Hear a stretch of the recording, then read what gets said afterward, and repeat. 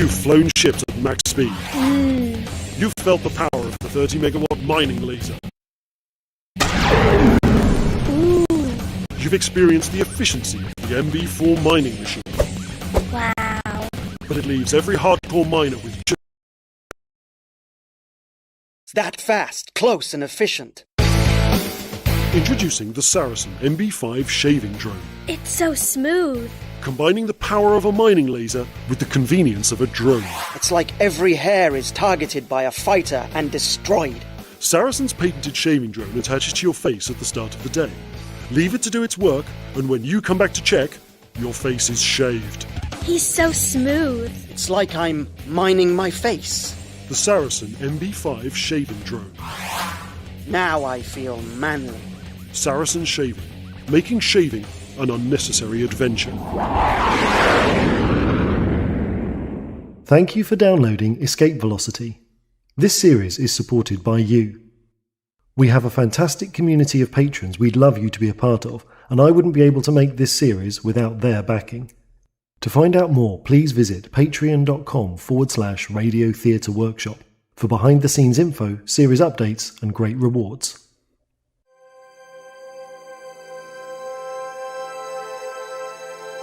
Amid the stars in the sky, humanity expands and thrives as it pushes back the boundaries of the universe. From the luxury of the core systems to the harsh worlds of the frontier, men still fight. Some fight for survival or greed. Some fight for a flag and others for retribution. But across the lonely darkness, they all share one aim: to be elite.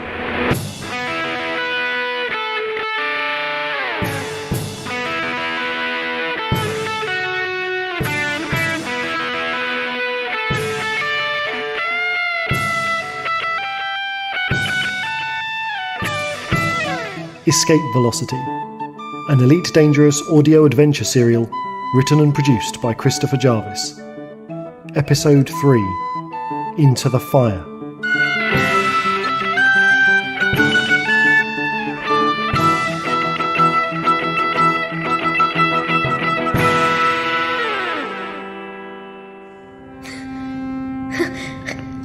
What? What is it? Oh, space, no. No, no. No, no, no, no! What's the matter? What is that? This is a container full of radioactive waste. But if that's still in the hold, then that means... Yeah. It means you jettisoned the robots.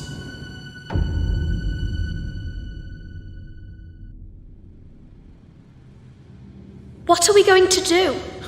We? What's all this we business? It's me they'll be looking for. Commander Thane, I'm really sorry. It doesn't matter. At least it isn't your fault. It was dark down there, the ship was buffeting around. It's pretty easy to click the wrong switch. And you can drop the commander. Thane is fine. Can you replace the robots? Aren't they pretty standard? Camilla said they were special robots. Prototypes or something. Right after she stuck a gun in my crotch and reminded me how bad it would be if I lost them. Have we lost them all? They were in 2 shipping containers. Looks like one of them is still here. Let's take a look, kid. I keep telling you my name is May. May, fine, whatever. Give me a hand with this.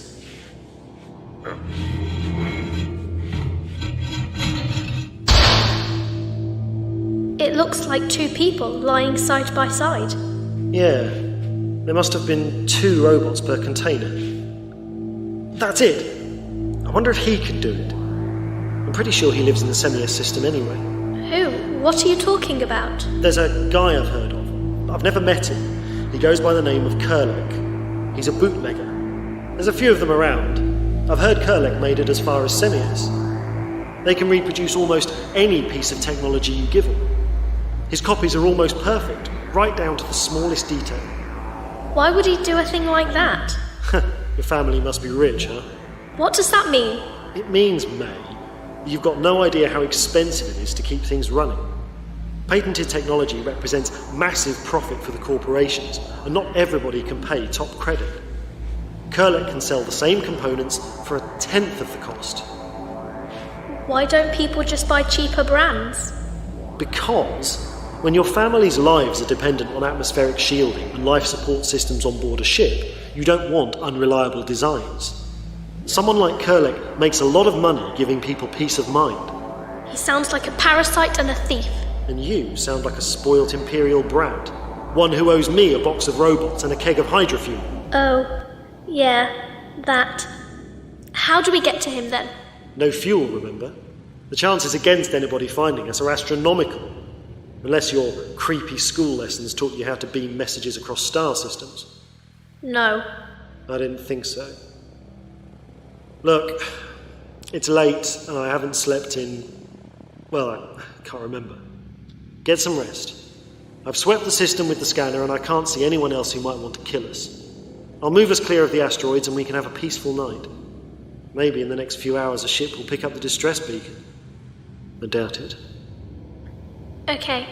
Is there a room I can have? You're joking, right?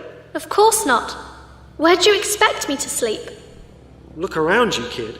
The cargo hold is all there is.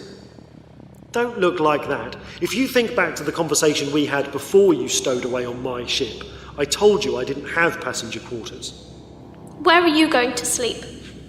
I'm going to my bunk because it's my ship. I'm not responsible for your comfort. You're just unwelcome cargo. If you look around, there are some blankets and a cargo harness. Maybe you can make yourself a hammock. Well, Really?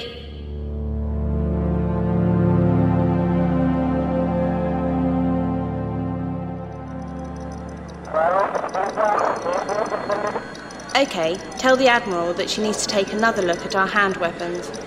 We've made a number of improvements to the Mark V, and I think she's going to want them, especially at our prices.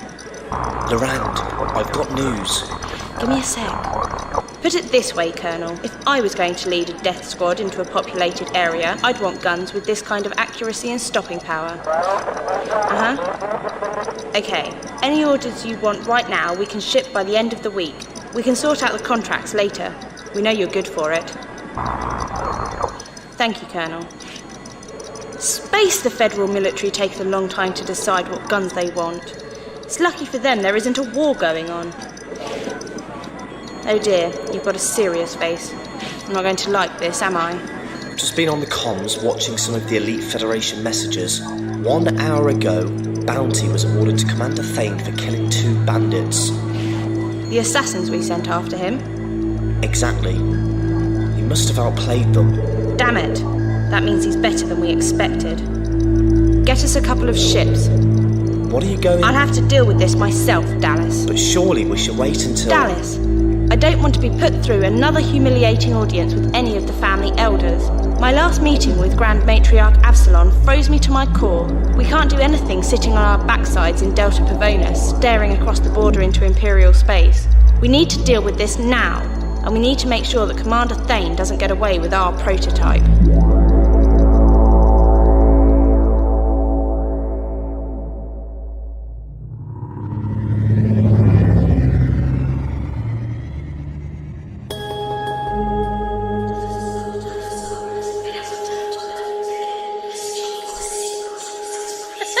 Commander, no. Can't go back to school. Lessons hurt.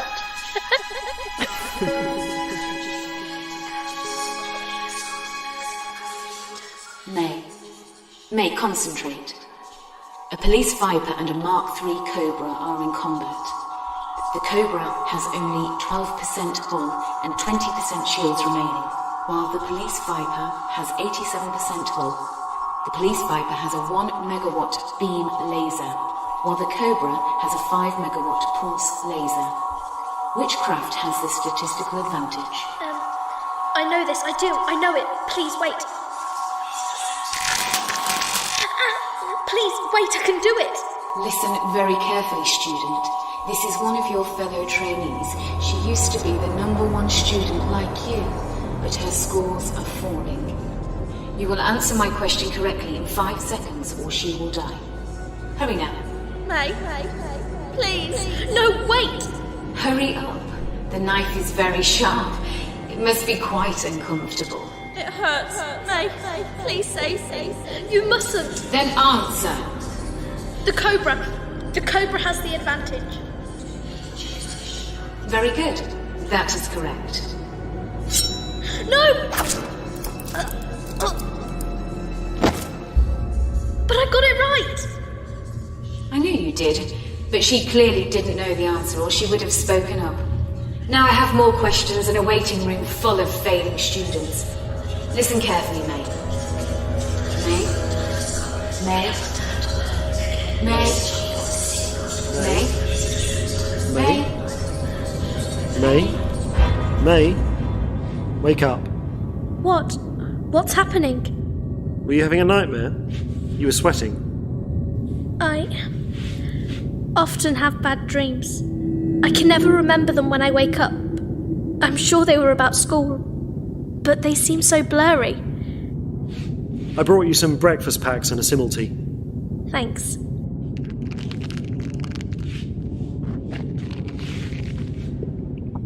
You know you have a fuel scoop, right? What?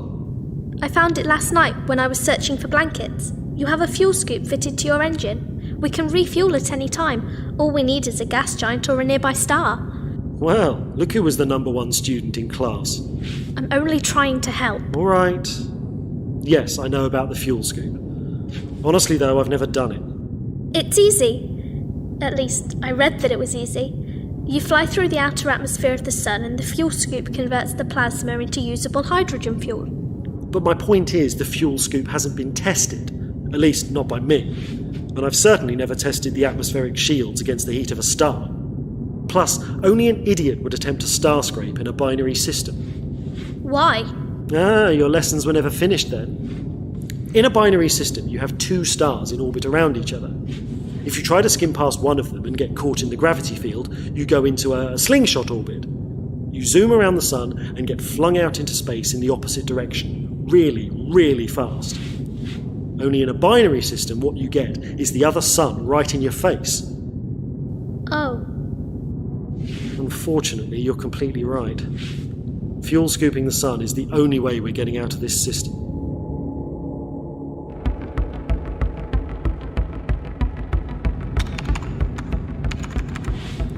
Okay, May, you strapped in? Yes, I think so. These restraints are pretty tight. You got a rem lock? A what? Space! You came travelling out here without a rem lock?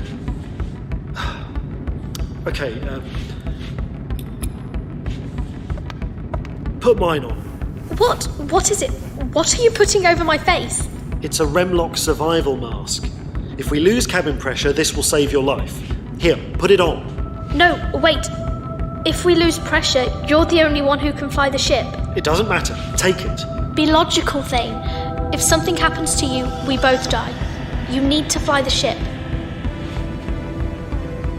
I trust you. You can get us both through this. Okay. And thank you for caring enough to offer me your Remlock. Whatever.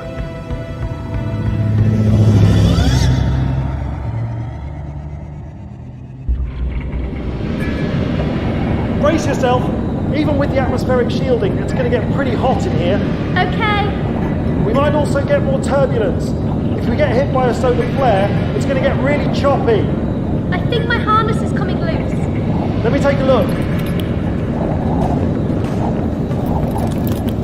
Is that better? Yeah. I'd better sit down before we get hit by a... Commander! Commander!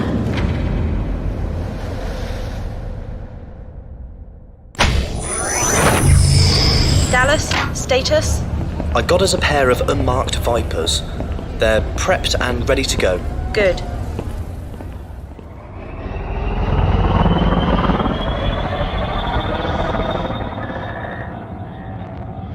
Where exactly are we going? I dug through Commander Thane's customs records. The flight plan he logged showed his cargo was heading for Semios. You think it's legitimate? I can't see why not. I don't imagine he knows the significance of what he's carrying. So we're going to try and head him off. That's the idea. We'll hang around the system fringes and see if he shows up. We scan for the first place he lands. What will you do with him? I haven't decided, but Mother has given him a designation. Commander Thane is now officially registered in our books as Alpha 45. I see. Is the matriarch assigning him a black shadow? Not yet. Hopefully that won't become necessary. Oh.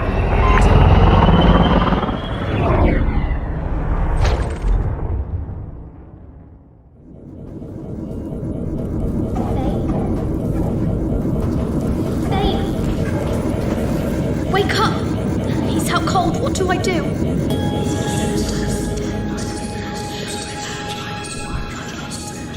Whoa! Dizzy. Wait a minute. I know these controls. These are the retros. This is the readout for the fuel scoop. These are the lateral and dorsal maneuvering thrusters. I can fly this. I can really fly this.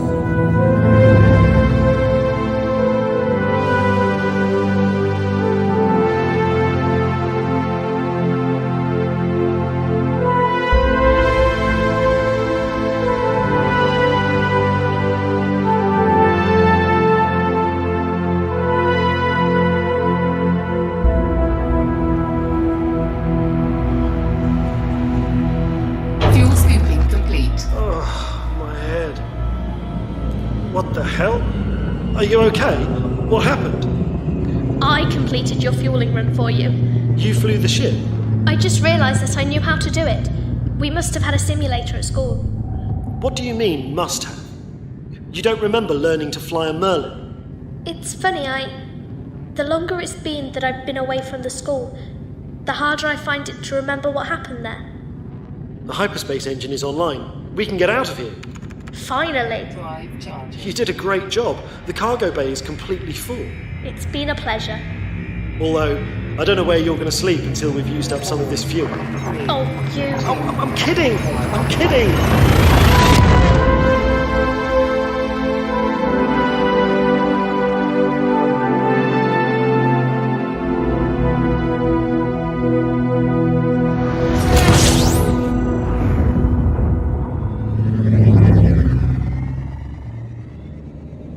Welcome to Semius. We're now well into Imperial space.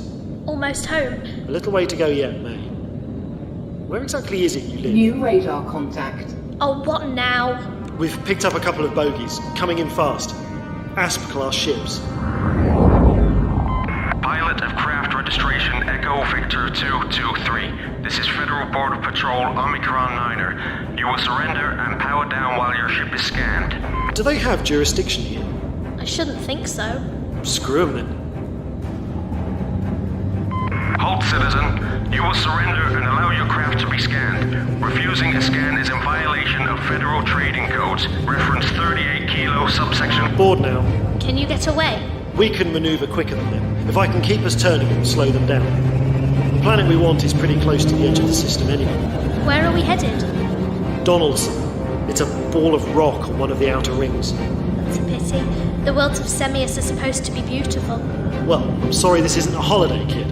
We don't need terraforming and landscape parks. We need that technology bootlegger. Kurlek? You think we can trust him? Not even slightly. But he's the only chance we have to make this delivery of robots in one piece. Are the Federal ships still behind us? Yep. And now we've got Imperial ships coming up in front of us. This should be interesting. The Federal ships are backing off.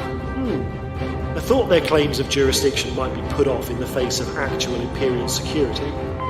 Hail, Commander, and welcome to Semius. This is IMSEC Patrol, Master Luther speaking. You will shortly be scanned for contraband. Do you have anything to declare? Thank you, Patrol. Nothing unusual. Thanks for your time. But what about the cargo? It should be legit. Thank you, Commander. Have a safe journey. Thank you, Patrol. Well, that's a relief.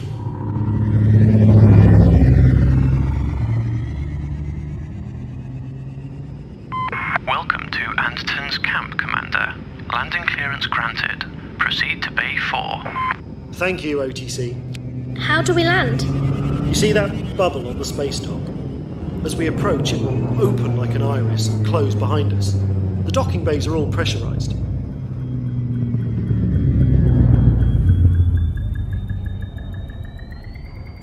Docking successful. Engines disengaged. Vessel secure. Please make your way to immigration control.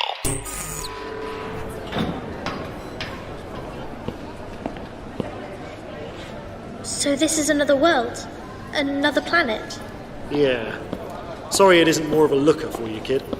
This place is just one of those balls of rock that some people can't resist living on. It doesn't even have an atmosphere. Enter ident details. Thank you, Commander Thane. No atmosphere? Oh, sweet! I got a 400 credit bounty for wasting those 2 ships that came after us. That'll make this easier. Why are you ordering fuel? Won't we do that when we leave? First important lesson, kid. Always refuel when you arrive. You never know when you'll have to leave in a hurry. What was I saying? You were saying this planet has no atmosphere. Where do the people live? A lot of them live and work in the spaceport. Look, we're about to leave the immigration area. There's probably a market right outside. Eager traders trying to get their first dibs on incoming visitors before they realise they can get better prices elsewhere. Okay. Just watch out for your goods. This place can be colourful. I don't have anything worth grabbing. It's cute that you think that. Just be careful. Here we go. Welcome to Anderton's camp. Have a nice day. Greetings, Commander. What did you bring? I can give you the best price. I understand. You carry potions. I'll give you a great price. Come on.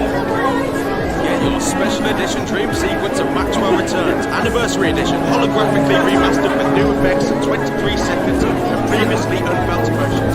It's a Precious metals, precious jewellery for the beautiful little girl. No?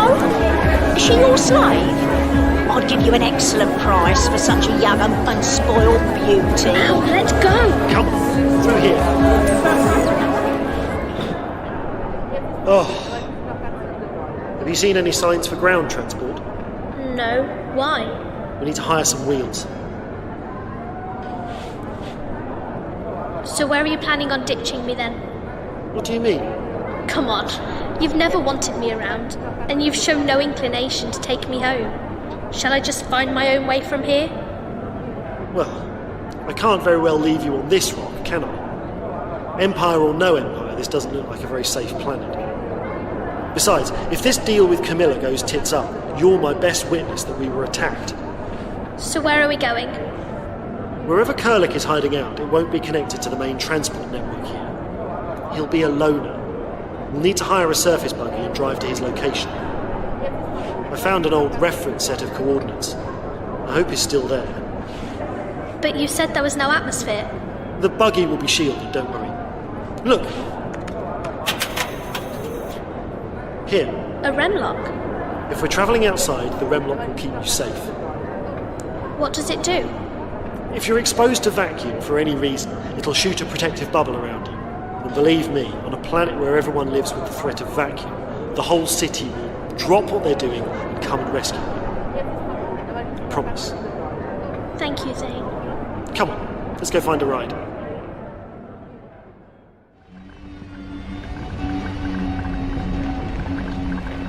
Look at all those glass domes. The towers and trees look incredible. Your empire does have some very pretty buildings, I'll give you that. And that's where the people live, on this planet? In those domes? The rich ones do. The poorer workers and slaves probably live underground. The traders mostly work and doss down in the spaceport. It's the Imperial dream. What do you mean? Never mind.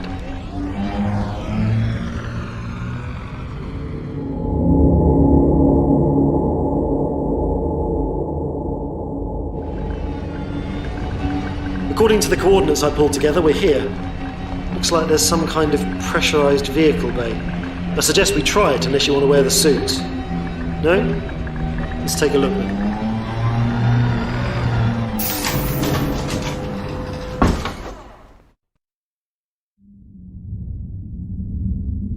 Power checks out. Atmosphere breathable. Pressure good. We can get out. Yeah, but I'd keep that rem lock on if I were you.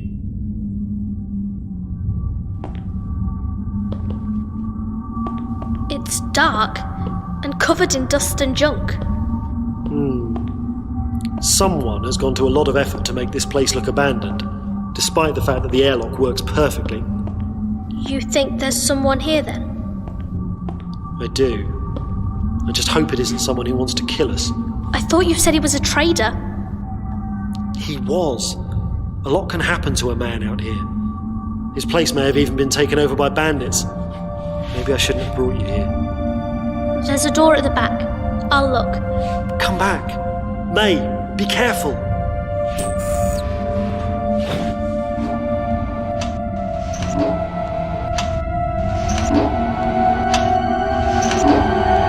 What the hell is that? May, look out!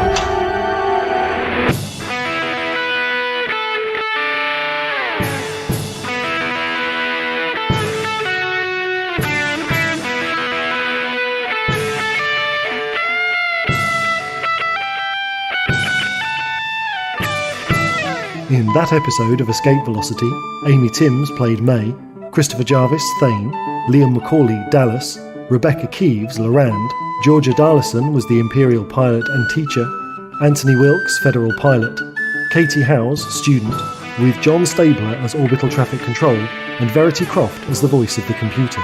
Other parts were played by members of the cast. Escape Velocity was written and produced by Christopher Jarvis, with additional music by Alan Stroud, and is a Radio Theatre Workshop production.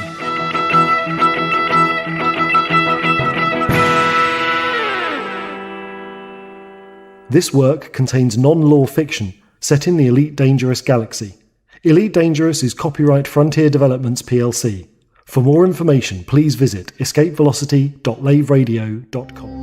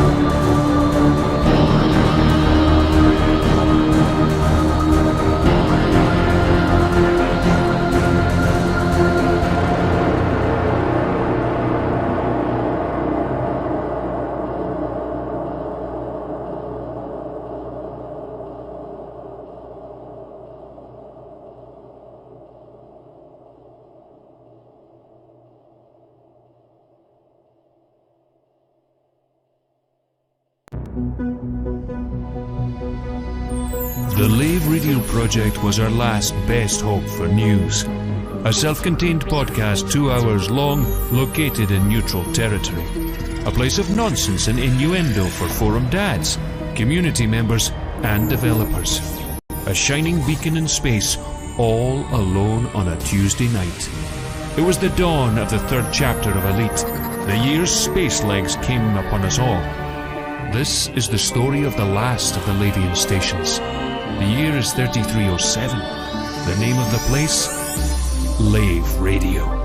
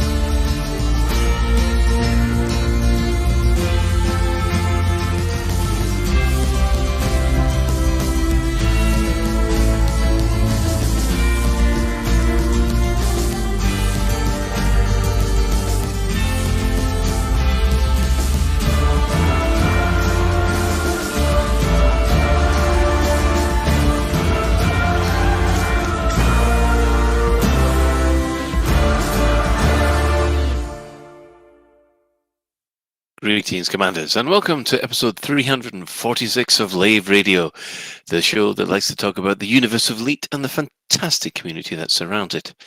I'm your host, Commander Phoenix of Fire, Chief Archivist of Lave Station, otherwise known as Colin Ford, and joining me in the Orange Sidewinder bar for this episode, we have our Head of Health and Safety, Commander Edelweiss, otherwise known as Ben Moss Woodward. To be honest, I actually want to talk about Thomas the Tank Engine. Mm-hmm. We have our Inhuman Resources Director, Commander Shan. Hello. Hello. And we have our Staff Liaison Officer, Commander Psychit. Who's gone quiet on us? Oh, hi, sorry, hi, I'm here. Wake I'm up. here, I'm here.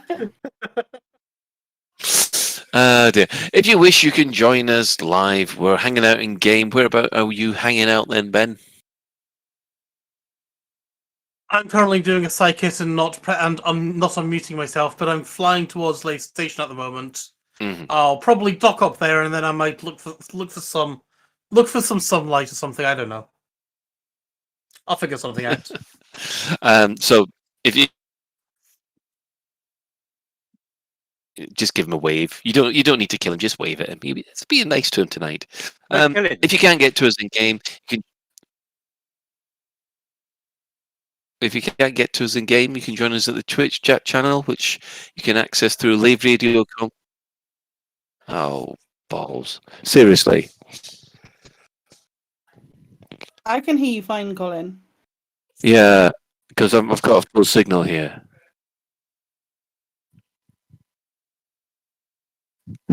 Is that anybody else hear me break up? You're okay for me. Shan? Yeah, we can hear you, Colin. Just carry on.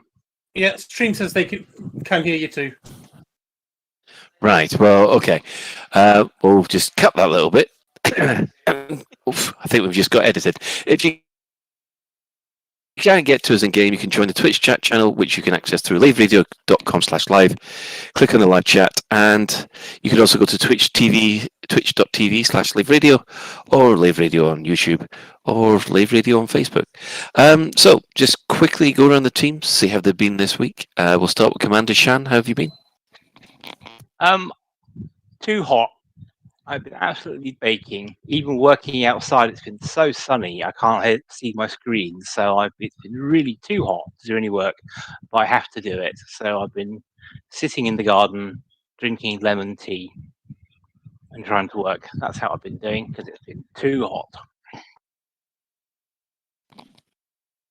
Wow, excellent. Ben? Yeah, I've been, like everyone else in the UK, as soon as it gets above 21, I've been too hot too.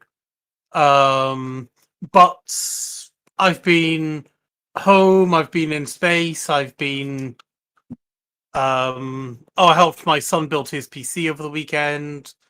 My youngest son successfully by himself did the elite, the I'm a new commander in elite tutorial thing. And then he was like, yeah, and now I'm at Maquette Station. What the hell do I do now? And then he proceeded on to do some other missions. So, without any prodding or encouragement by anyone else. So, that's kind of, I'm proud of him for that, I suppose. So when you put him to work, Ben? My name's not Shan, and I'm not going to fire him off my crew either. No, because what you do when you get a kid and you get the addiction to the game, you wait until they're competent and then you give them your account and tell them to do all the farming you don't want to do. And they think that he's only 8. I'm not age. I am not going to trust him with even a Python. That's the best age. They think they're playing the game and they're actually doing your grinding for you. Yeah, get them while they're young. Yeah, I'm not doing any grinding with my children either. That would just be illegal and get me arrested. Okay, well, moving on from that, Commander Psychit, how have you been for the last week? I've been ill again. Again? Keeping keeping the thing. I don't really know. I woke up on Thursday morning and I felt like I'd been in a fight, and also after the fight had drank 3 bottles of wine with a vodka chaser, and that continued pretty much throughout the rest of the week. And I was really, really ill. I'm better now. I got better, but I don't know what it was. Just like a weird flu-y odd thing, but also the heat hasn't helped. How do you know you weren't sleep fighting? How do I know I wasn't sleep fighting? Because my husband has not got a bruise on him. How do you know you weren't sleep drinking? Because we need to have alcohol in the house, Ben. Going Maybe. down coffee and getting some? Or maybe Psychit's got her own fight club that she Oh my can't god! tell If us I had about. my own fight club, I'd be all over that. I'd be taking bets. It'd be amazing. No, I don't have that. That would involve organisational skills that are far ahead of mine. I'd have to get Katie on it, to be honest. Yeah, but that's the thing. You don't talk about fight clubs, so you'll deny it. So That's a very good point. Maybe this Katie is organising it. Well, I mean, she's just said that we're not allowed to talk about it, so it's probably best if I leave it there. Right. Well, let's see. No alpaca news, I'm afraid to say, folks. Sorry for the disappointment. Colin. Yeah, we have had an update. We have actually requests from people on the internet who want to know how Grant's bathroom's doing. We don't know how it is. We'll have to get in contact with him. Let's see. Lots of elite. I tried to record a top shift 127, but it's just good grief. Recording was a little bit of a challenge, mostly because of the presenter, not from the game, and that's been it. It's just surviving and melting in this heat, which is unusual for a Scotsman, and I'm very grateful for everybody else who didn't mention the football. Right. Colin, when does your pot alpaca arrive?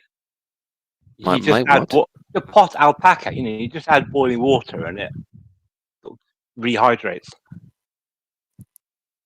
Right. Okay. I'm really confused. I don't think it's Colin who's on the pot. Yeah. Okay. We'll leave that alone. Development news. Okay. Now it's been quite a big week this week. We've had obviously Wednesday. There was a request for help with the Anarchy factions and systems which are losing influence hand over fist. So I don't suppose anybody here is affected by that, are they? Well, seeing as our home system's Lave, no. Mm. What about sending your things like it though? No, we're really nice, loyal, abiding citizens. We've got no fight clubs here. Not us. Not at all. suppose, do you know how Privateer's Alliance would finding things? I know that. No, I don't. I don't know about PA at all anymore. I know Right. they're not Anarchy either, so it wouldn't affect them. I know there was a couple of places that were really struggling, and then I saw like notes somewhere saying that some people were getting it under control a little bit. From what I understand, I think the Diamond Frogs are suffering quite badly at the moment. Yeah. But, yeah, it's they're after basically information to try and track this issue down, because it did seem to happen on patch 1. And then we moved on to Thursday, which was update 3 day, if you like. Now, we found out how many patches and fixes there were. It turned out to be about 160, which was reasonably impressive. Just quickly go around the team, see what their impression of the patch was. Ben, what did you think to it? I'm currently trying to decide, because basically I've been away from Elite from Wednesday evening through till about 40 minutes ago now. And I'm actually getting less frames than I was last Tuesday, Wednesday. Oh, that is quite surprising. So, yeah, that's... I'm in Lave Station on medium and getting 24 frames at the moment. Right. And that's worse than I was last week, because I was up in the 30s. Right. Psychic. I've seen in stations and on planets probably around a 10 frames increase. Around that, it definitely feels like another incremental step in the right direction for me. So you're getting better performance, Ben's getting worse. Shan, have you tried it? I have not, no. I've updated my game, but due to trying to plan the next few weeks, I just have had no time to do any gaming whatsoever. So I'm kind of leaving it until it's all done, and then I'll try it and give a final verdict at the end. Because at the moment, it's kind of like trying to judge a meal by the quality of the fried bread. Yeah, fair enough. I mean, personally, I've had the same as Ben and as Psychic. There are bits which have sped up, which have been normally in space, approaching planets and driving around planets. Those all seem to have sped up. However, approaching stations for some reason took a hit, as did walking around settlements. I kind of gained 10 frames for the stuff that was good and lost about 5 frames for the stuff that was bad. So I don't know what's happened there. But yeah. On top of that, there was a small update, 3.01, which happened on Friday. Shan? Oh, I was going to ask about the FPS. On gaming benchmarks, you often see like a little graph of minimum, maximum, and average FPS. Has anyone produced that for this patch so we can see? Because it sounds like from what Ben was saying and what you're saying, you get good peaks, but then it drops down below the minimum, and the average is kind of all over the place. Because that's the true test of how well the patch is actually working: is how's the average FPS improved, not just the peak. I see where you're coming from, Shan, but I'm going to beg to differ there. Because my average FPS is going to be when I'm flying around in space. And in space, it's the same as it always was, a good solid 60 FPS. Yeah, I mean in the On same the other way. hand, okay, that's not what you said, but okay. So yeah, if you mean if I'm walking around Lave Station, how is it going? Yeah, I mean, obviously... Right, okay, I thought you meant for over a whole session. Yeah, you need a control to do a meaningful benchmark, and that's kind of what I was getting at, because when you benchmark a game, either the game has a script it runs through, doesn't it? Or you do it in the same place and you do the same things. I'm just wondering if anyone's actually done that. Well, not that I'm aware of, but if anybody in the chat or if anybody would like to do that, for us and give us some results for next week, we would appreciate it. Shorty is saying that they're getting 60 FPS in tower buildings. Well, that's good for them. Wow. You need Quick to know question, the actually, Commander resolution. Shorty. Yeah, quick question for Commander Shorty, actually. Are you the same Commander Shorty who is related to Commander Karash? Or are you a different Commander Shorty? And yes, also, if you can tell us your graphics card, how much RAM you got, what resolution you're at, and what... Your bag number and pin is. Yeah, give us all of your details, your social security number as well. That'd be really helpful. Thank you. Do not tell Ben your inside leg. Moving on from there, we have to congratulate the Anti-Xeno initiative. They claim they've diagnosed the elusive heart bug, which causes issue when fighting Thargoids in a wing. To quote them, we have reason to believe that the elusive heart bug is triggered by an authority transfer of the interceptor NPC between commanders. Info has been passed to Frontier, and in the meantime, they've found the following workarounds. 1. If fighting as a duo, use the wingman navlock to drop in, as that's less likely to result in authority switches. Instances with number 2, instances with NPCs are also less likely to exhibit the heart bug. In other words, anti-Xeno combat zones, etc.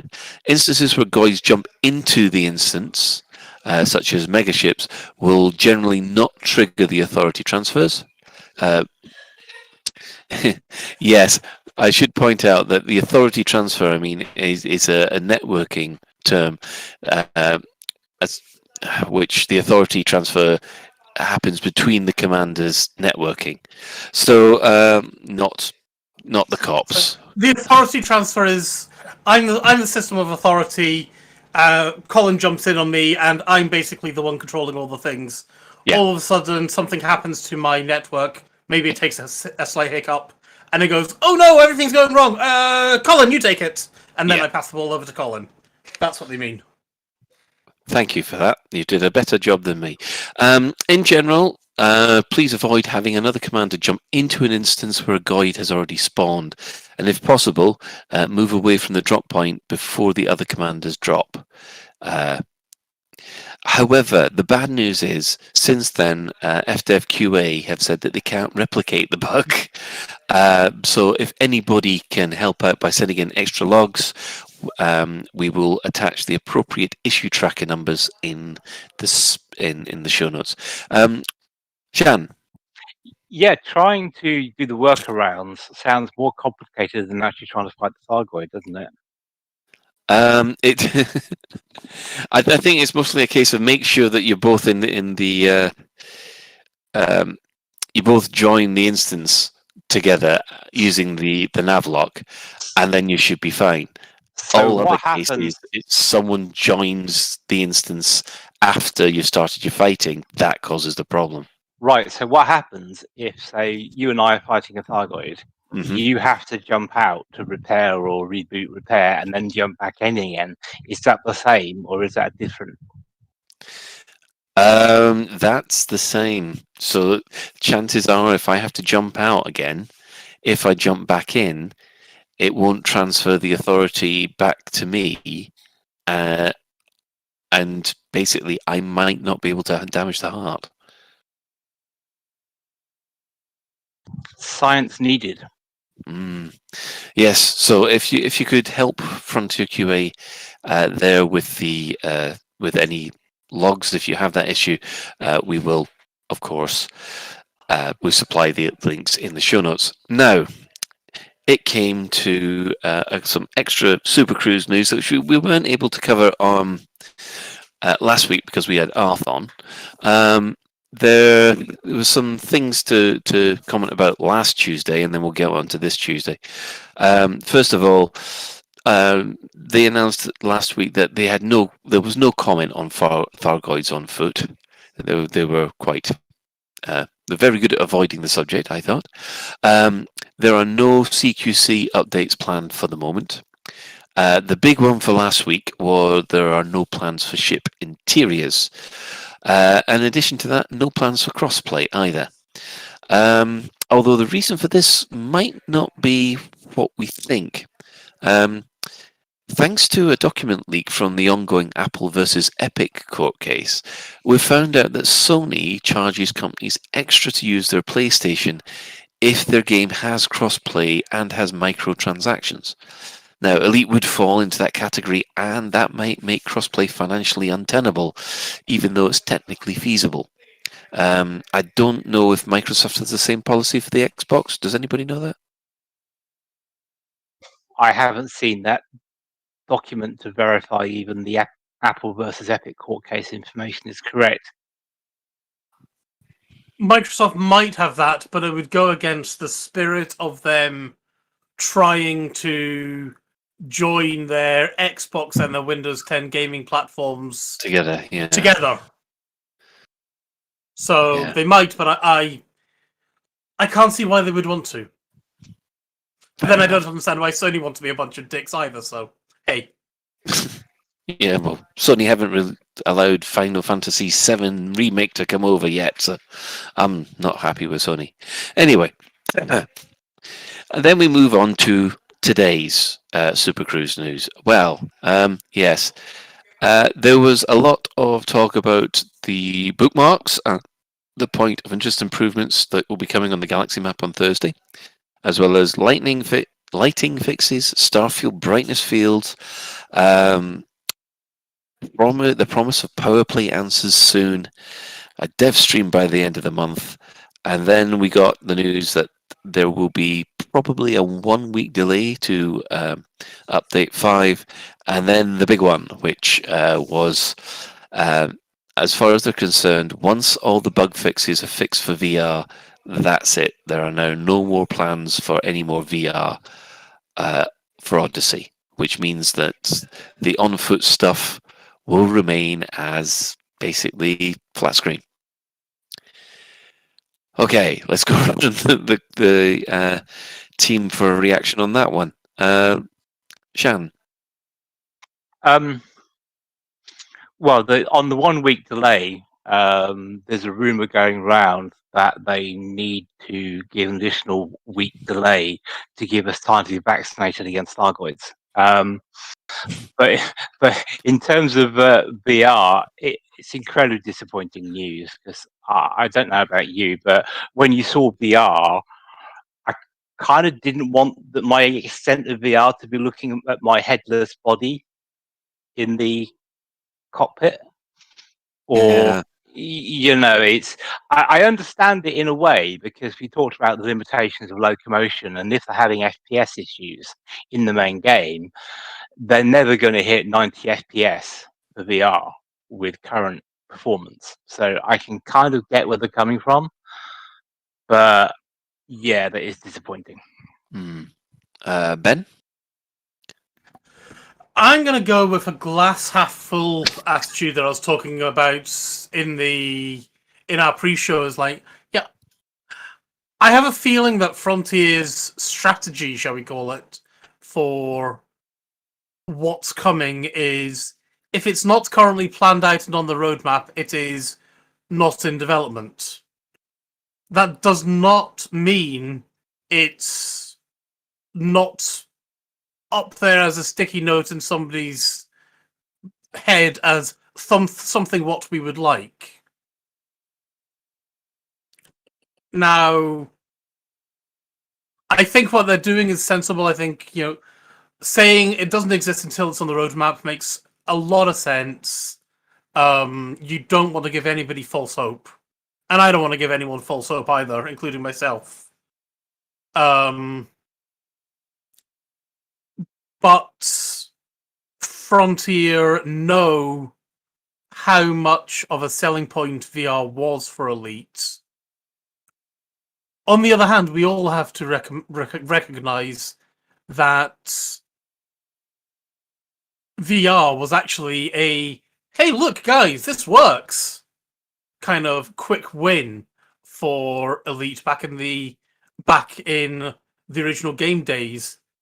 And the audience, whilst they've been vocal, whilst they've been, oh my god, this is amazing, the audience percentage numbers have never really been that big, and it doesn't include any of the consoles.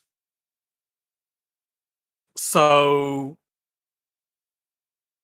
I could understand if it really is never say never, but I'm in the camp of it's not being done until Frontier say it's done, and Frontier will say it's going to be done at some point. Right. Okay. Psychic. Clear as mud? Yeah, pretty much. That's Psychic. I have a really difficult time sort of sharing an opinion on this, being someone who's never really experienced VR and it not being something that entirely affects me. It feels like I'm not qualified to be able to talk on it. However, good. There's a however. However, if VR suddenly became super cheap and super affordable, if the technology suddenly got 100% so much cheaper, then I reckon it would come more to the forefront of Frontier's plans to showcase how brilliant other people's experiences in VR have been. However, I totally agree with what everybody else has said in that the VR community is a very small part of the community, and it's not that small chunk isn't something that they can feasibly focus on when there is a lot more things that are broken. Fair if that enough. makes sense. Oh, it makes sense. It makes priority sense. And to be honest, as someone who plays in VR quite a bit, I'm obviously disappointed about this. But the main issue is that I wasn't really expecting anything until them to even look at implementing stuff like this until maybe the new year, or at least when the consoles have had their their Odyssey upgrade. It just feels a little that I don't know. A couple of weeks ago we were talking about the fact that people needed reassurance that that once the console versions were out, that stuff was still going to be worked on. It just doesn't do much to do that reassurance for me, to be honest. Well, I mean, go on, Jim. Well, being fair, Colin, knowing what's not being worked on is a little bit better than not knowing what's being worked on at all, if you see what I mean. Knowing it's not being worked on, yes, it's disappointing, but I think if you remember back, we were told early on in Odyssey development that VR would not be on foot. So it's not telling us anything we kind of didn't already know. And one thing it does actually confirm, though, is, do you remember back when the PlayStation version of Elite was launched? Mm-hmm. There was a recurring question about what about PSVR? What about PSVR? Oh, yeah, I remember that. It kind of answers the question about PSVR as well. So it's kind of like, it's nice to know. It's not nice to hear, but it's nice to know, I think, is what I'm getting at. Yeah, and I do know that the reaction to this already has been quite strong on the forums.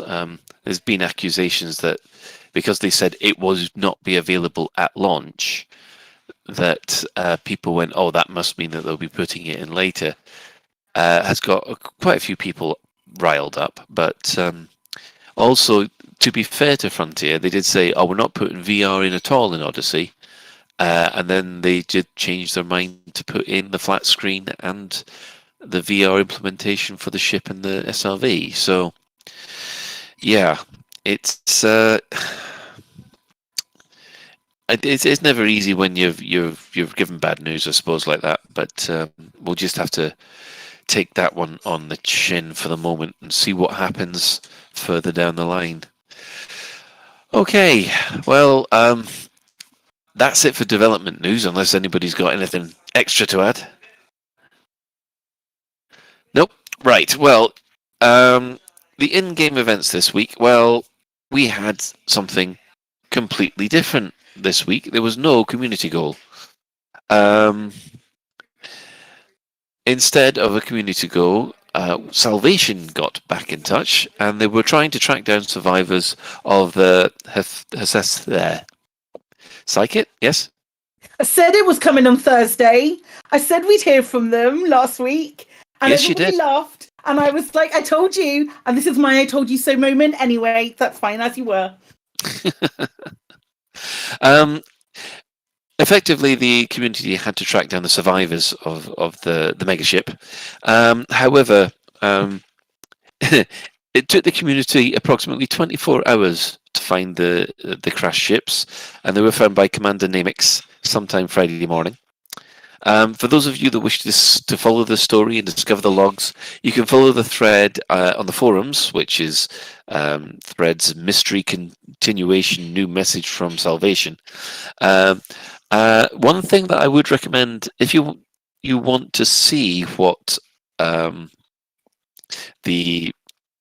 last time they did one of these, you had to have actually collected the logs and handed them in, so that you would be eligible, or you get a message to know that the next part of this mystery kicked off. So I don't think they've actually put in a reward for the logs this time so far. So we'll just have to wait and see. Right. I think it's the time of the week for the store alert. Store alert!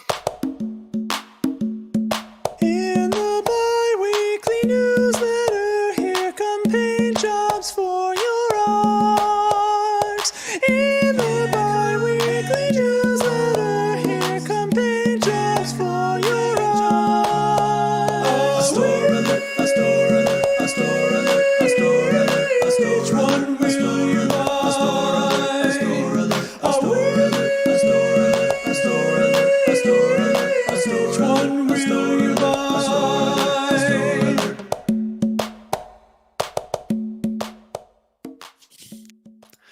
And welcome back. Now, for those of you who have enjoyed the acceleration paint job, which is the one that looks like Evel Knievel, you can now get that for the Crate Mark II. Anybody else be getting this one? Because, yeah. It's nice and flat on the top, isn't it? It kind of goes more, I think, than with the Viper, because you've got a nice sort of flat surface to enjoy the stars. Yes. Although I do half expect to have a country and western singer on the top of it singing as you fly. I'm sure one of my crew members can play the guitar. Well, is that before or after you chuck them out the airlock? No. I'd give them a guitar and a plasma rifle, so they could act as a mobile turret when they're not strumming along. Yeah. I don't think I want a crew member or anyone like that to do it. I'm just picturing the Tiger King to do it. That's it. If you have one of the, are you saying that if you have one of those skins, you want your commander to have a Tiger King haircut? Oh, that's helpful. And I've also encountered an interesting bug actually, where I'm trying to download some data, and apparently I'm not being allowed to finish it. On the bright side, in this settlement, I'm currently getting 50 FPS. Oh, that's good. That's good. Nice. And normally, I just can't leave the game. I do think it's good to have fun paint schemes like this one. I mean, you can make jokes about Tiger Kings and doing the Dukes of Hazzard, the Dukes of Hazzard sound as you fly past or whatever. Yeah, maybe you have to climb in through the side window. Great phantom, but I would pay so many arcs for different honk noises. Oh my god, that is a market that they have not. They've not utilized that yet. Oh my gosh. So there you are, Frontier. If you are listening to this, they would like new silly noise, new ship beeping noises, and also a Tiger King kind of haircut for the commanders. Oh. So would you have the ship like a fart noise when you boost it or something? Oh boy. Didn't the OG crew have sound packs for so for your lasers and things like that? So I don't know, you could have like a Looney Tunes sound pack for our ships, because obviously all the noises we hear in our ships are generated. We're not hearing any actual pew-pews. Well, you joke about it, but one of the things that's coming out for my Tesla is something called the boombox, where you can sample your own sound and then play it on an external speaker when you honk the horn or whatever. So it's perfectly possible to like have the TIE fighter sound when you overtake someone or something like that. Oh boy. Anyway, Sorry, can we? Go on, I've Ben. heard stories about some electric cars basically being so quiet that they've had to put artificial noise generators in them. That's a legal requirement. That's a legal requirement now. The Mrs. Shan's EV has what's called a VES, which gives like a spaceship sounding woo, woo, woo, at low speed. But my car doesn't, but it's got really big tires, so you can actually hear it coming because of the tire noise. Yes, I've noticed that some people on the chat want that to be replaced by the coconut sounds from. People have Monty done that. Python. People have done that. People have got the clip clop sounds coming when they drive their Tesla really slow. It makes a clip clop sound. Yeah, that sort of stuff. Oh, and they're Orange Sidewine's quite correct that the Goon Show had a bagpipe-powered taxi. Yes, somehow I knew that would appeal to me. Possibilities are endless. It's I amazing. know. It'd be amazing. They really are. So there you go, Frontier. If you're listening, flyby sound effects. So. And SRV sound effects as well. Then you could do all sorts of fun sounds, couldn't you, when you SRV'd past? you could pass that over to HCS voice packs. I'm quite sure that they'll take that under advisement. I'm sure they could do something. Anyway, what we're going to do is we will now take a short break, and we will come back with our main discussion for the evening. I spend so much time in my Imperial Trader. I find it really hard to meet people. I mean, when do you get the time to go to bars when you're taking on courier jobs for the military? But with VenusDating.com, it was so simple. I just put in my personal details and they found me my perfect match. I really thought it would be difficult, but Venus Dating made it so simple. With so much in common. We both like movies, walking along the beach at sunset, browsing Imperial shipyards. And of course, since we started dating, we've discovered that we both really love shooting Thargoids. Let your voyage begin with VenusDating.com for every first encounter. Lave Radio, transmitting to every corner of the galaxy.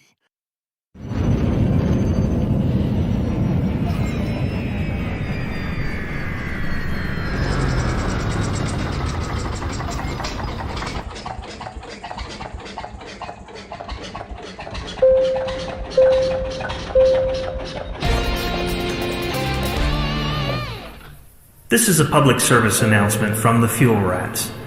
Please stop what you're doing and pay attention.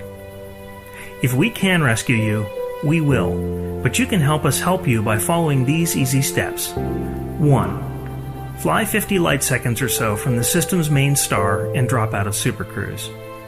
2. Note down the current system and the nearest stellar body. 3. If you're on emergency life support, log out immediately. 4. Go to fuelrats.org and click Get Help. 5. Stay calm, hold your breath, and let our seasoned professionals do what they do best. The Fuel Rats. We have fuel, you don't. Any questions? Are you struggling with paying fines? Do you lose sleep in hyperspace worrying about docking at the next space station? If the answer is yes, then you need to call Cowell & McGrath Fine Management Services. I got scanned while in Federation space and was caught carrying slaves.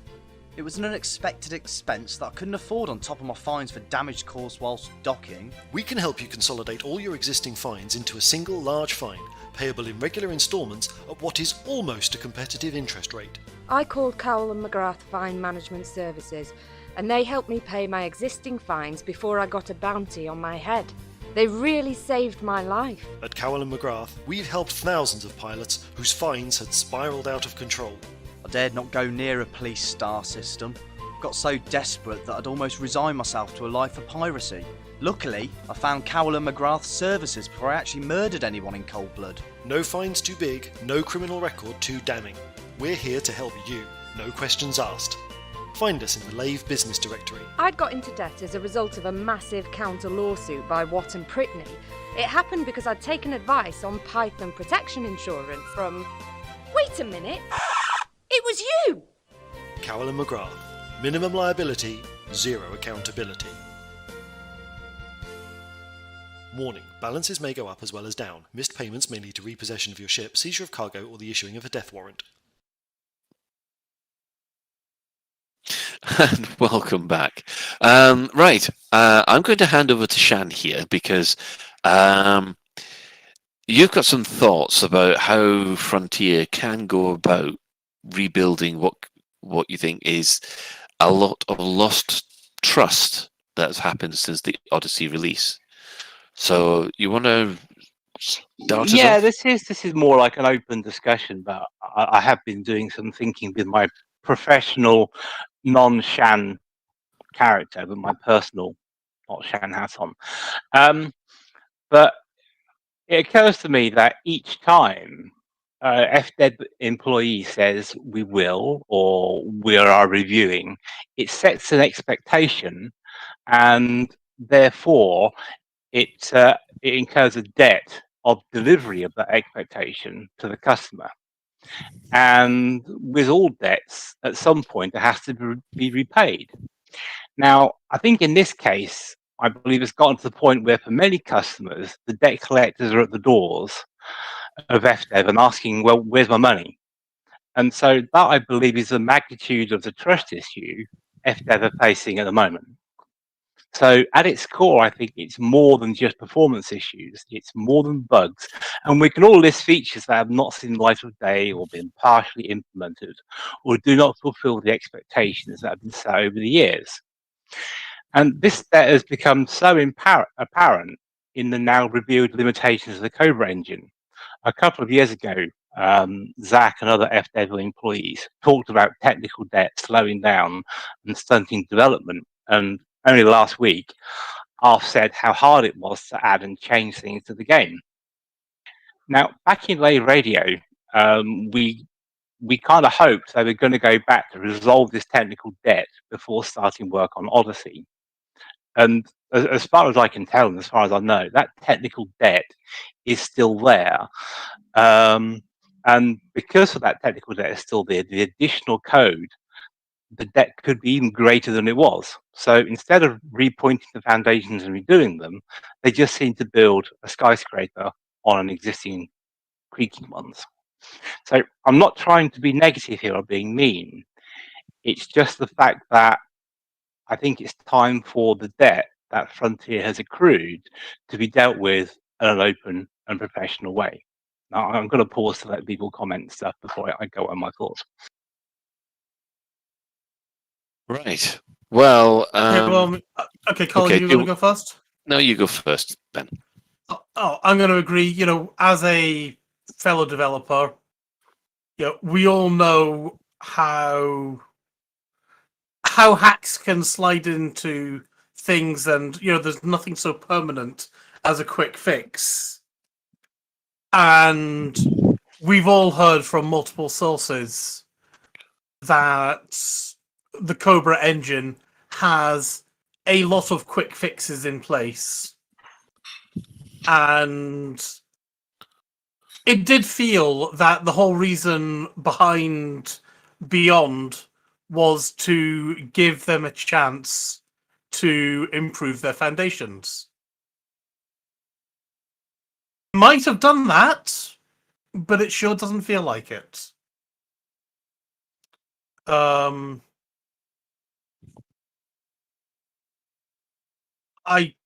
short of saying I don't know what the hell they have been doing, I can't think what else to say really. Yeah, I mean, we look at what's happened with over the last 4 years now. So we've had Beyond, we've had effectively 2 years of two. Is it 2 or 3 years since Beyond now? We've had basically 4 years. It was FX17 that Beyond was announced. Yeah. So And yeah, we're now 2021. So basically 4 years. Yeah, 4 years. So we had a year of Beyond, which, in my opinion, it didn't change. They didn't change anything in with the fundamentals. They did change a lot of the planet work, a lot of the, especially some of the exploration mechanics, and they put in a heck of a lot of stuff into the BGS.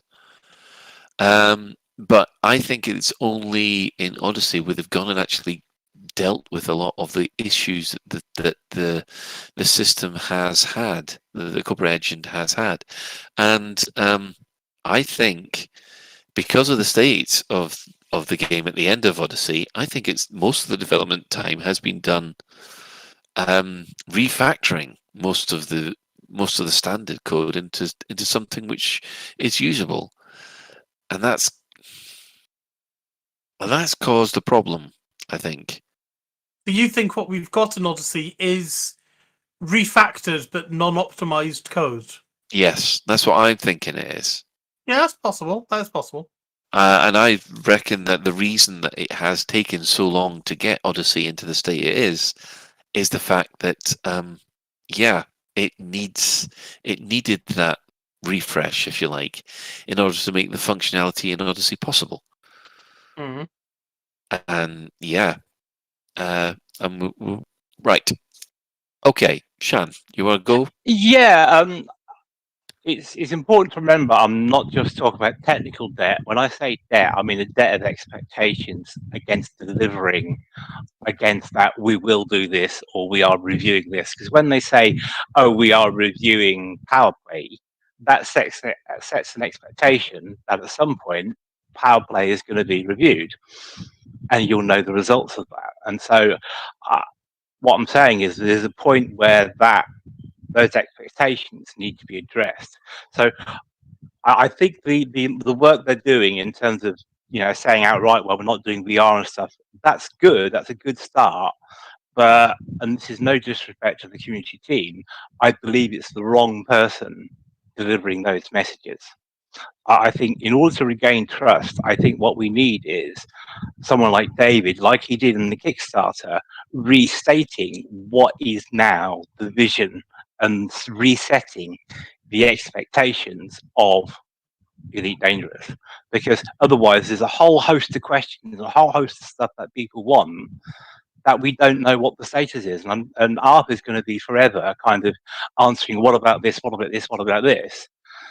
And if you think about when a company undergoes a crisis, it's not usually the marketing team or the PR team fronting it. It's the CEO. And there's a number of examples that sprang to mind. I mean, one that sprang to mind was, do you remember back in 2010, I think it was, for the iPhone antenna scout thing, where all of a sudden... If you touch your iPhone and in the wrong place, you basically short circuit the antenna and stop it making calls. Yeah, but it wasn't an Apple engineer going through and discussing that. It was Steve Jobs standing up saying, "Look, this is what it is. This is the explanation. This is what we're doing." And one of the things that concerns me about this route they seem to be taking with Odyssey is I do not know who is owning the problem. You've got Arf communicating it, and he's doing a good job with that. But who's owning? Who is saying, "This is my responsibility to get this right. I'm owning this. This is me." And because, to be all due respect to Arf, it's not him. Arf is not responsible for project managing and getting this fix delivered. He's responsible for delivering the message, but he's not the person responsible. And I think it's that person who's responsible that needs to be fronting these streams. Yeah, I mean, we're getting some quite good points coming through on the in the chat room on this. Stuart GT says that Arthur and Co are doing a great job at what they're allowed to communicate. However, the lack of communication on Elite's future, it does seem to be the problem, which a lot of people have been agreeing with. One of the, I mean, the thing about setting expectations is that we've all heard the same stories about, okay, there's a 10-year plan, there's people are going back to the Kickstarter constantly and saying, but you said this in 2012, when that's almost 9 years ago now. So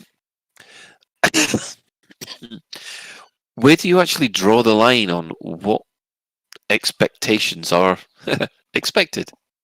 It needs resetting because as we saw, I think it was on Elite Week, they posted up a clip of David Braben saying, you will be able to walk around ship interiors. We have designed the ships with walking around in mind, etc. That is an expectation that people still talk about nearly 10 years ago. The whole walking around on atmospheric planets and dinosaur hunting and all that sort of stuff, is that part of it? Because to be fair, I don't feel it is. I feel as though we won't get atmospheric planets to do dino hunting. We won't get Earth-like walking around. We won't get all this stuff that we all dreamed about. And to be fair, I think it would be good to know whether or not we're going to get that at all or not. Because I think that's only fair.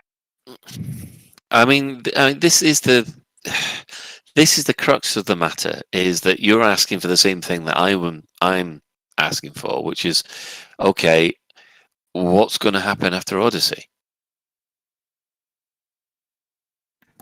I think that's something we're all basically asking for, really, isn't it?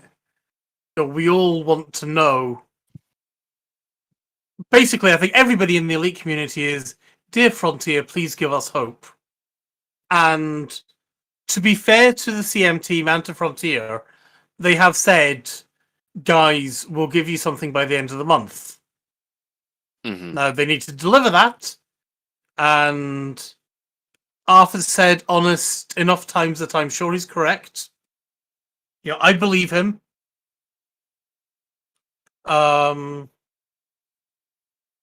We'll see what they say at the end of the month. It might be, hey, you get a cookie. Congratulations. We told you we're going to give you something. Or it might be, well, here's a polished turd we gave you. Okay, you have a diagram you want to share, Shan. Well, I can share it on the show notes, but it's a diagram from one of my consultancy books work. And yes, I know, but basically it talks about how to deal with bad news of the company. And so you've got an X and Y axis, and on the X axis is a negative effect and there's a positive effect. And the worst thing you can do if you're a company that's having an issue is to lie about it. And then just deny it. Oh, don't worry about it. It's not going on. You're wrong. Whatever. And then you just ignore it. You just kind of just let it, blow over. But the one that's on the negative, but actually quite a lot of companies do, is acknowledge with spin. So you say, yes, there's an issue, but hey, don't worry, aren't we great? We're going to deal with it. We're going to be open and honest about it all. You don't actually say you acknowledge the question, but you don't actually give you the whole thing, the whole message. And then as you go to the positive access, you acknowledge, yes, there's a problem. Here's what we're going to do about it. Basically, you do what Hello Games did with No Man's Sky. Yes, we know the screw. We're going to do this and this and this and this, and you deliver on every single promise that you've made. I have to take you up the point on that, because No Man's Sky, Hello Games never did that. What Hello Games did was they went completely radio silent, and I mean completely radio silent. They cut off all communications, and what they did is instead what they went through and through most of the feedback they got and took out the bits that were constructive and helpful, but they never communicated back. And they never really have done. It's just been all of a sudden you get a massive dump of content which everyone just goes, "Wow, that's fantastic," but Yes. they don't actually tell you what they're working on. Yeah, sorry, I remembered that wrong. I go back to my iPhone 4 example then. That's what Steve Jobs did. He acknowledged the problem, he stood up and he explained it in the detail, holding it and how it compared with other smartphones. So he acknowledged and he explained the issue in some detail. And then the thing that's not done very often, but yields the most positive result, is full disclosure. Is you're saying, okay, this is the issue, this is what we're doing about it, and this is it in detail. So you be open and honest about what you're doing.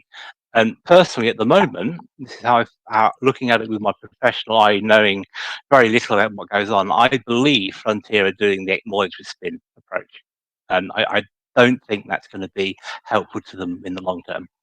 I'd have to disagree with you there. I would actually say that they're, especially with the news that we've had today, it's not been acknowledged with spin. It's now acknowledge and explain, because they have said, right, to quote Arth, he's going to be honest, that drink, yeah, drink, that they've had the news about VR today. They had the news about the ship interiors last week, and so on and so forth. And the thing is, the more I delve into things like the ship interiors and so on, I begin to realize how much work it would do. And yeah, that's why they went for the planets rather than the ship interiors, because basically I think it comes down to the consoles again, where the consoles will not be able to handle ship interiors, yet they want everything to be on the same level. The last thing they want is another split like they had with the Apple Mac. But this is where they need that senior person, that director level, C-level person standing up and saying, I own this. It's, I will do this if it's the last thing I do. And that ownership is really missing from it.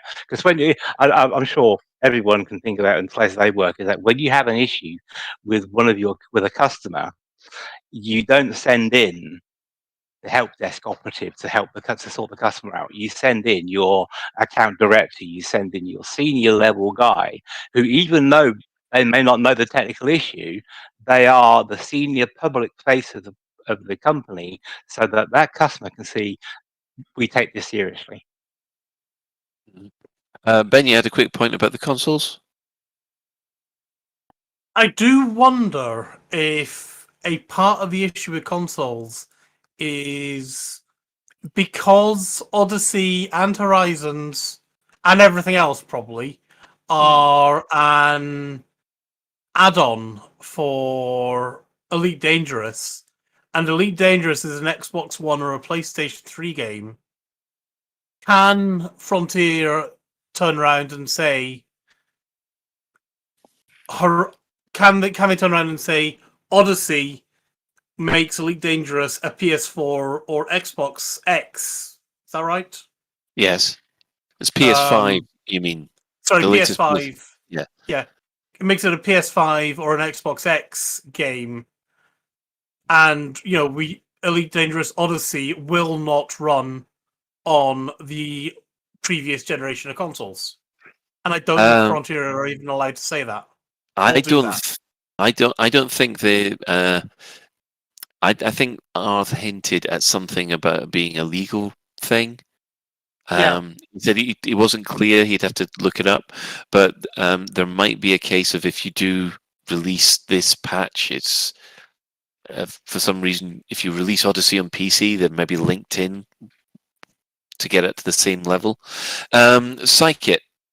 So I've said many times, the book stops at Braben. Braben still has a huge vested interest in what is going on in Elite. It's his baby. He still has creative control. Is it him that you want to stand up and say, okay, yeah, no, we fucked up, or the Braben thing to say, oh no, we've done this and this and this, I'm going to take full ownership of it? Or who are you wanting to say this?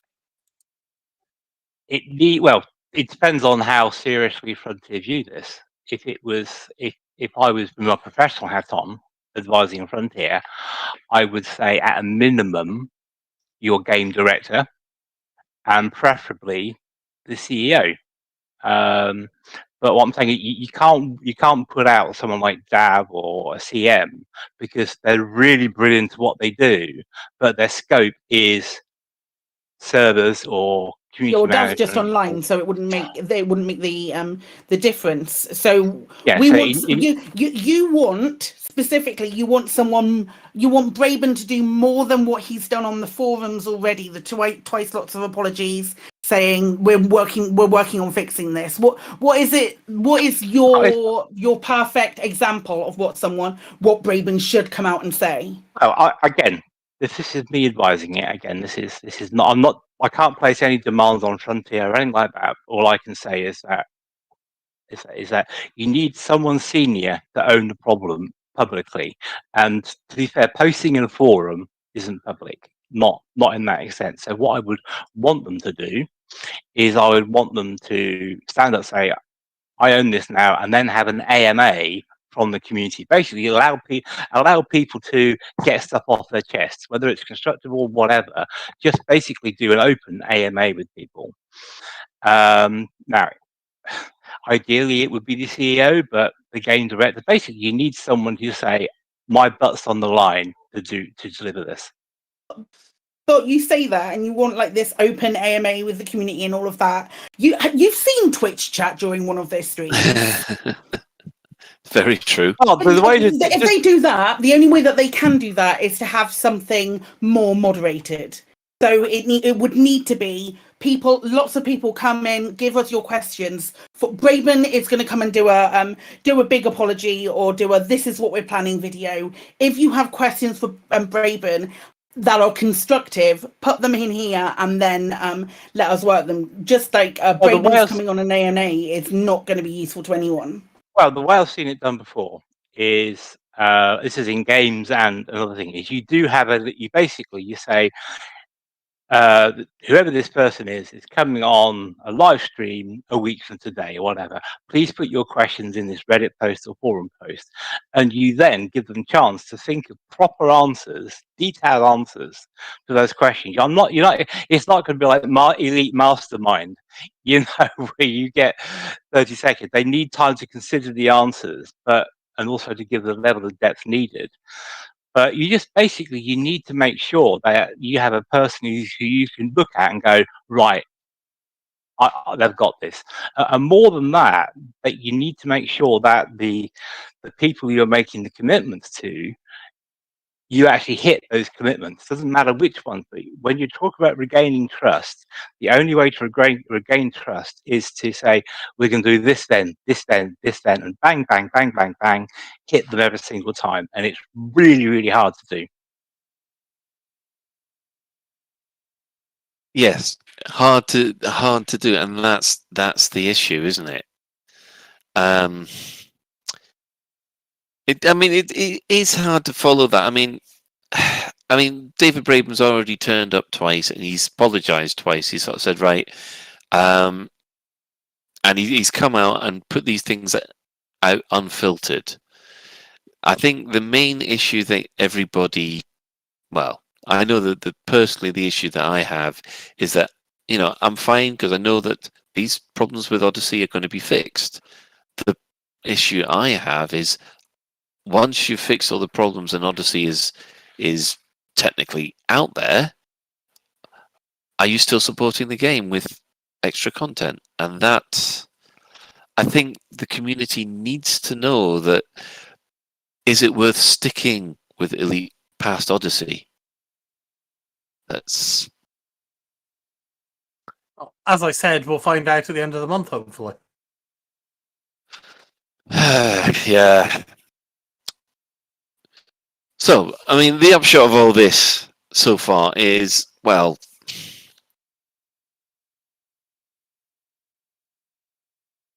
yeah, I think what we're saying is, sorry, Colin, is it's a really hard thing to do to regain trust, and I guess the question is, and it's a two-way thing. We have to be prepared as a community to give Frontier the chance to regain our trust back. There's no point us sitting here with folded arms going, la la la, a lot of this thing doesn't matter what you do, I'm not doing.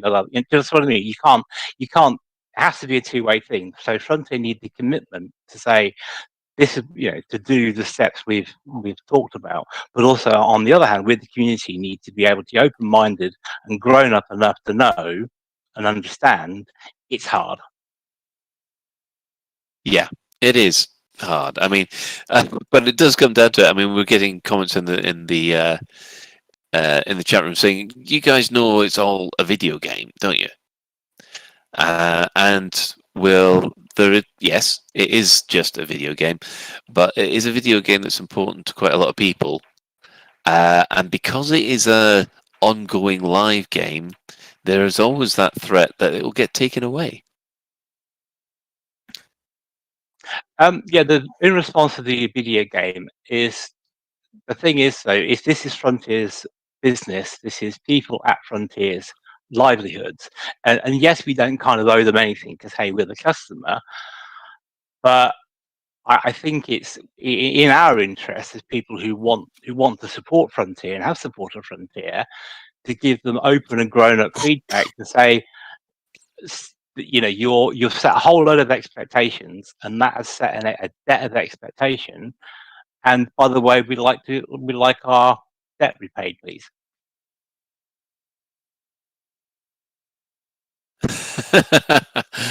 Yes, I think someone is wanting your negativity meter to be reinstalled. Well, I hope I'm not being negative. I'm trying to be constructive here about it. I'm not deliberately railing on Frontier, because you see issues mishandled from companies all the way across the spectrum.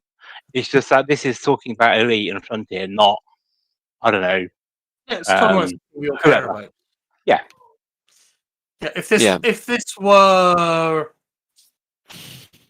random sandal maker number 57, I really wouldn't give a shit. But my wife would. This is about a video game I've sunk many hundreds, thousands of hours into. And it's a video game I want to sink many more thousands of hours into, to be frank. I mean, it does come down to what your perception of Odyssey is. I mean, my perception of Odyssey is quite positive at the moment, because basically I'm not getting the same issues that everybody else is. I'm quite enjoying the new content, and although I'm disappointed about the VR, and it's not going to impact me.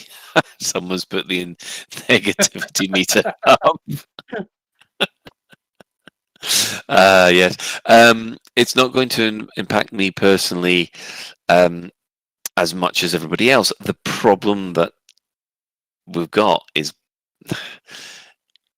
basically, with all these problems at the moment, it's hard to see where the game goes after Odyssey is so-called feature complete. Yeah, and what happened to all the other stuff that was in review? What happened to the mysterious list? You know how they used to say, "Oh, it's on the list" or whatever. Was the list just a euphemism for the rubbish bin? No, I think the list is, as I said earlier in the show, now after saying if it's on the roadmap, we're doing it. If it isn't, it's being talked about. But, it's on the list, but he's not wanting to give us any kind of false hope by saying, yeah, it's something we acknowledge and we're thinking about, because that implies we're going to do something about it at some point, maybe, kind of, sort of. Well, that's acknowledging with spin. Well, it's on the list is, by saying, hey, yeah, we're thinking about VR, acknowledge with spin. We have no plans currently for VR. We have no plans currently for VR. Neither says it doesn't mean to say in 6 months' time we won't have plans for VR. Oh, this WebGear's son said Richard Nixon had a list. Yeah, that is very true. Yeah. I will say one thing. Commander Orange Phoenix has made the point that VR is such a small percentage of the player base. So it's being left behind, just like console players, businesses thinking nothing more. The problem with VR is that it raised the profile of the game so much. It's just that I feel that if they don't, because they've cut off the VR side of things, it's lost that kind of flagship status within the VR community. Psychic. I think read the console comment. I feel like the reason that we're going to be really stagnant for content for the foreseeable 6 months or so future is because they're trying to optimize it to be suitable for consoles. So to suggest that the console community is just being left out just feels really disingenuous. Yeah, the main, yeah, I think there's some console players that are a bit annoyed about the fact that we're mucking about with Odyssey, which can affect their BGS. And it comes back to that old argument again. I don't think that there'd be as much problem with the console. Oh, here's me saying as if I am a console player, but I'm not. But if they thought that the player base, that Odyssey gives the PC player base an advantage over the console player base, and that makes them feel that they've been left behind. You and I know that they're not left behind because they've got a lot of work to do to get that version of Odyssey working on the consoles. It's in Frontier's best interest to get those things out onto the console. It's just,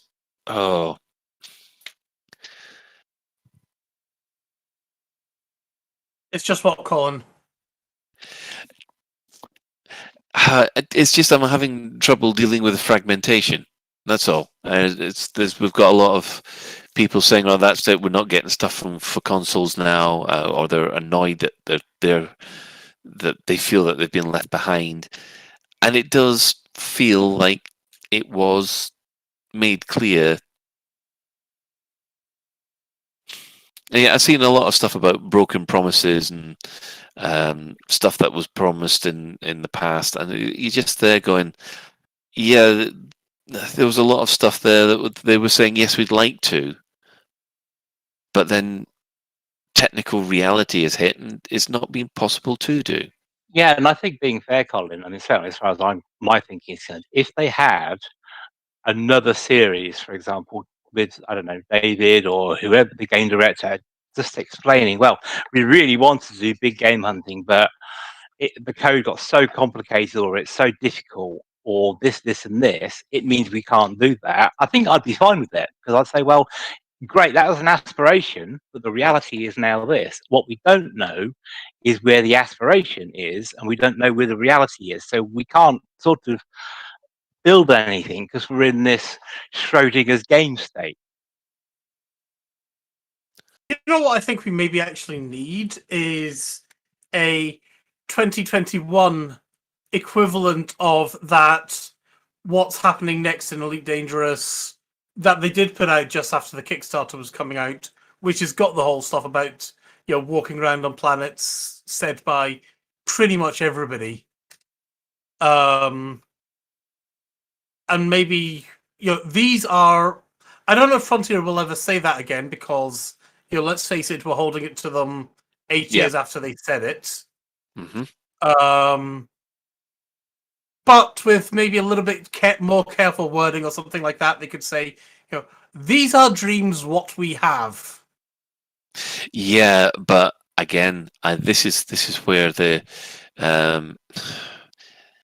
is where some members of the community will take something and twist it, because remember the wonderful mock-ups that we got at LaveCon a couple of years ago. The you know, the ice planets. They made it clear in the artwork that they showed us that this is what they were aiming for. This is what we would love Yeah. to see in the game, and it hasn't made it in. It hasn't made it in, but then this is what confuses me, though. The ice worlds that we saw on the stream just before Odyssey was released looked very, very similar to what was in the artwork that we saw at LaveCon. Yet they're not in the game either.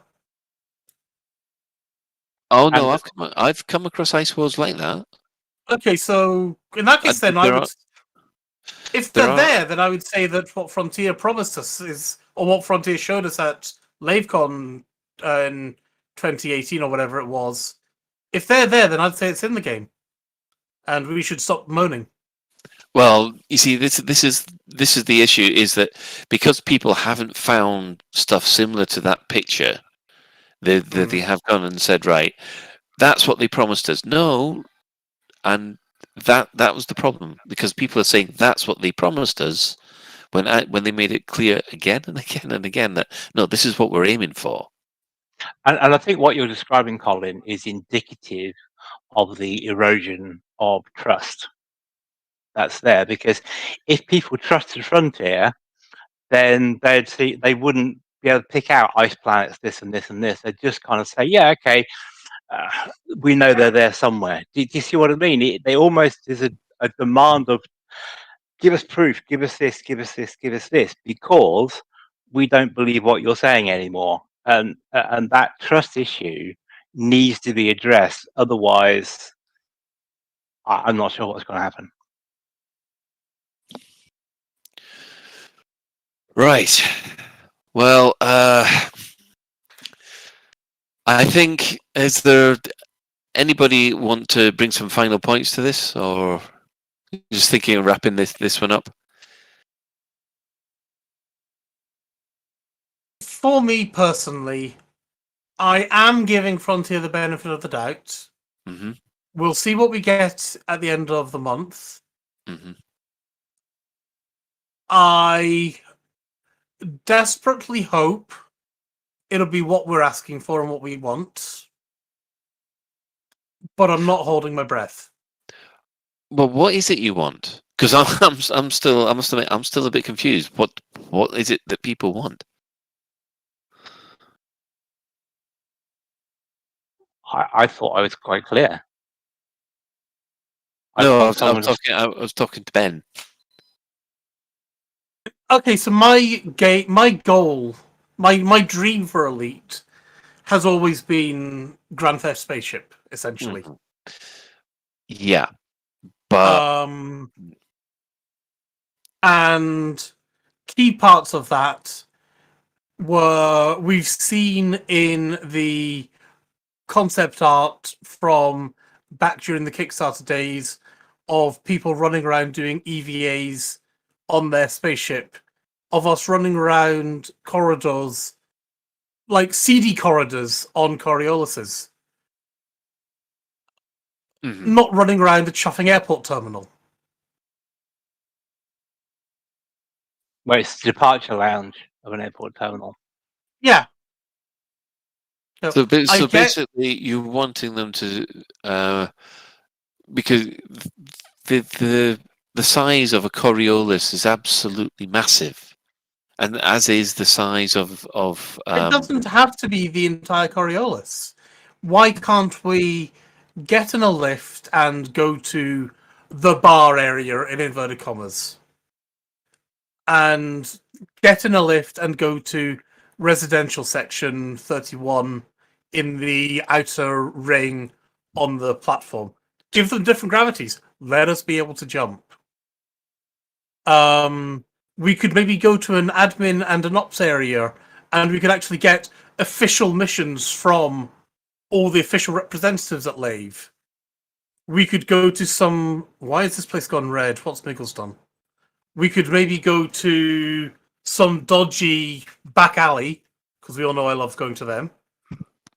And that's where we'd pick up our illegal goods. Not walking around the bloody the airport terminal. It's like, hey, I've got a job. Could you go murder 5 people for me? So effectively, you want Star Citizen style stations in every system.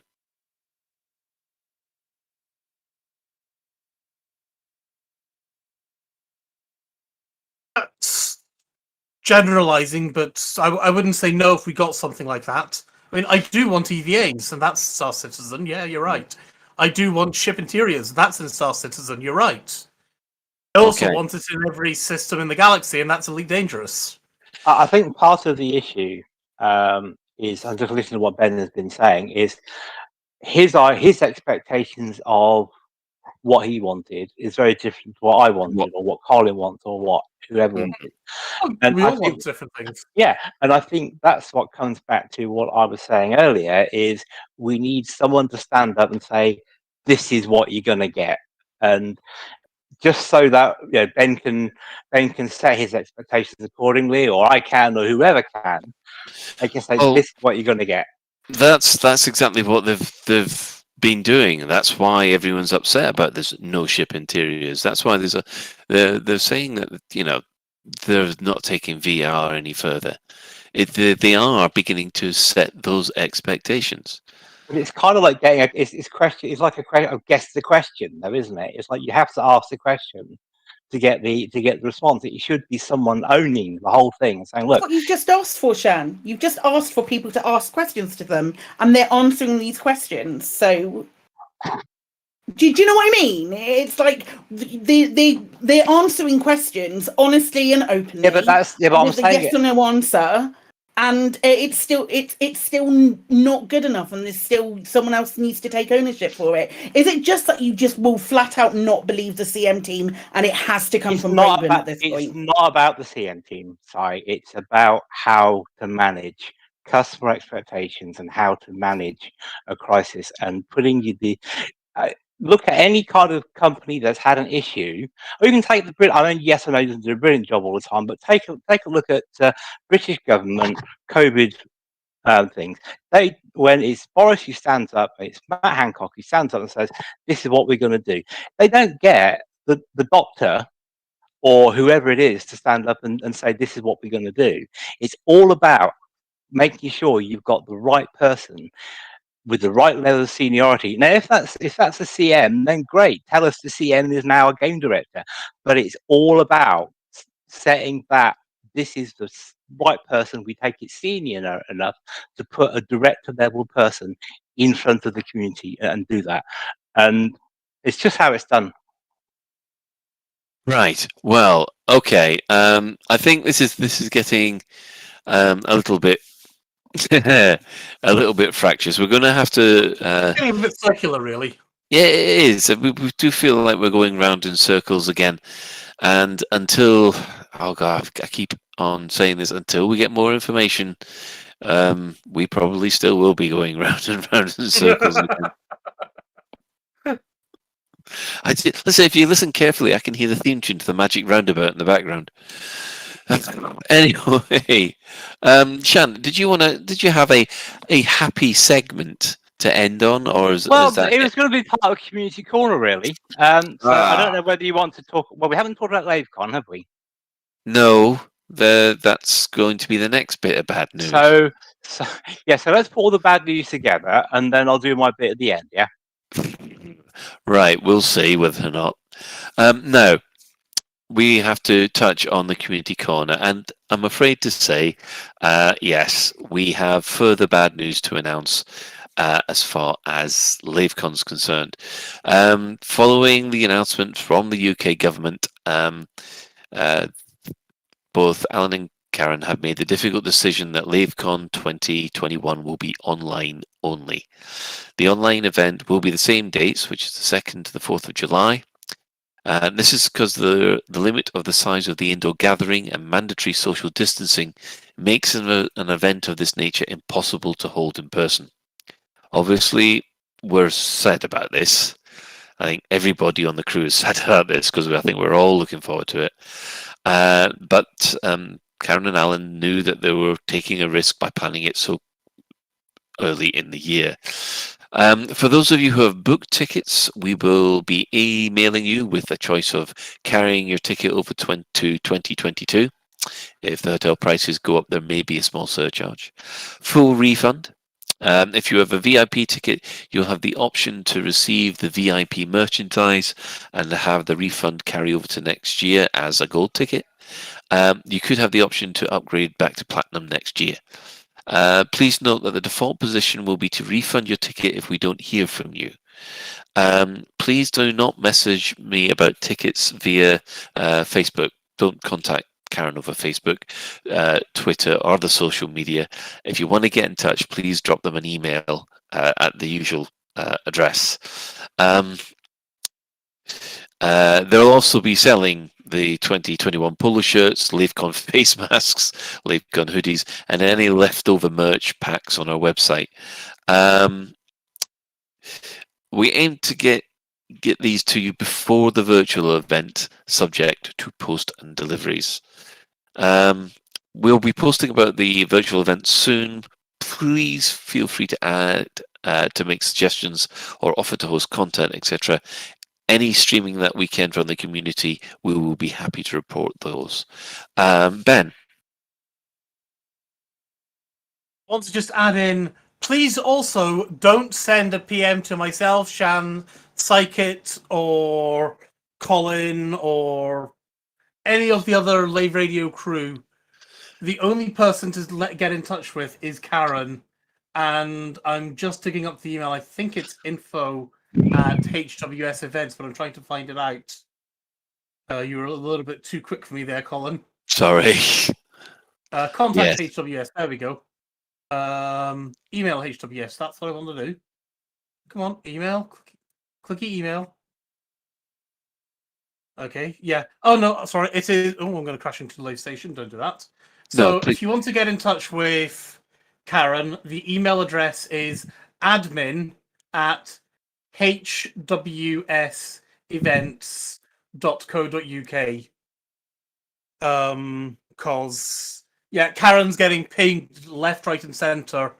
And there is a liability that if you send her a PM, it might get lost. Whereas if it's sitting in her email, she's got it marked as done, and it just makes life so much easier for her. So that's admin@hwsevents.co.uk. And I will add that to our show notes. Excellent. Thank you very much. I'm scared to ask everybody. How do you feel about no LaveCon then? I am absolutely devastated about it. I've been waiting for LaveCon for 2 LaveCons now, and yeah, I kind of saw it was the writing on the wall, but you just keep kind of hoping it's not. But yeah, I just want to thank Karen for at least trying her best to make it Is happen. that a bit like us hoping for a good Odyssey? I'm not going to comment on that. Sorry, that's too baiting. I thought that was a bit bad. I know.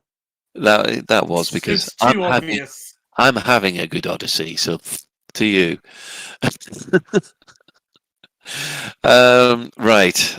So yeah, on that note, we'll move on to the Hutton Truckers. For those of you who've listened to the Hutton Truckers recently, you will be aware that Alex Zuno, that pirate popping pilot who regularly tops the list for bounties, has created an online guide of how she does it and how you can improve your PvE.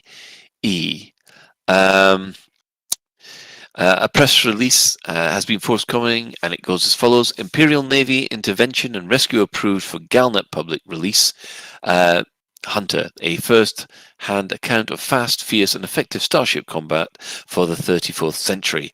Go to https://invis.space/hunter. That link, of course, will be in the show notes if you wish to. As far as, just to quickly go back to LaveCon, we've also got to acknowledge that the amount of work that dear old Soulkill Cow and his brother Simon have put in the preparation for hopefully the live event. they do go above and above and beyond the Call of Duty in most of the time, and yeah, it's gutting for everybody involved who wants to put on basically a decent LaveCon. So yeah. Next year's going to be amazing, though, right? Yeah, we hope so. Better be. It's going to be phenomenal. We're going to make up for it. This year's going to be amazing. I'm going next year. I'm actually going to go. Yay! But we're saying next year's going to be amazing. I see no reason whatsoever why LaveCon 2021 can't be amazing either. Mm-hmm. Just not in person. It means you're paying however much for a bottle of beer from Tesco's instead of £4 from the Sedgebrook Hall Hotel. And if that's not a benefit, I don't know what is. Yes, buy your own beer instead of buying overpriced beer. Right. Now, we have actually had a question. We've had a question from Commander Dookie, who asks us, just wondering if any of the Lave radio crew have had problems trying to board their ship from an SRV in Odyssey. A big thank you to Flossie for trying to help me, but logging into the game the other day after the update, I'm still stranded beneath my ship.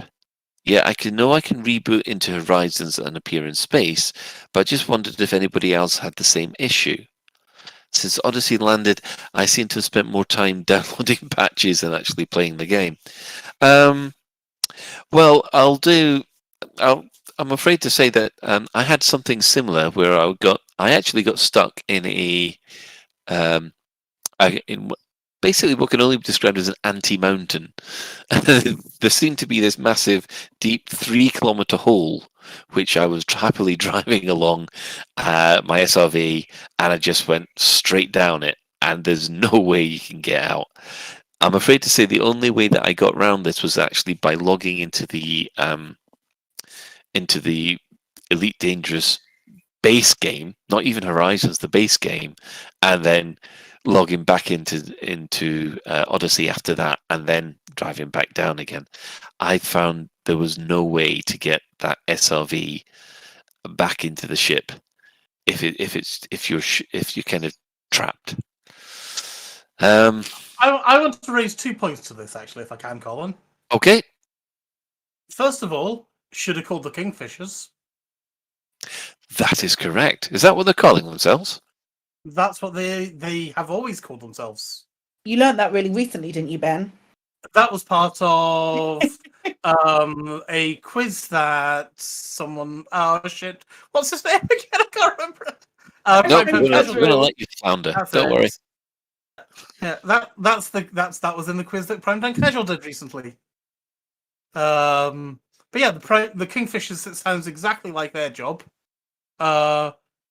Speaking to Ducky's actual problem, managed to resolve. I had an issue getting in my SRV, and I was lucky enough I fixed it just by logging in and logging out again.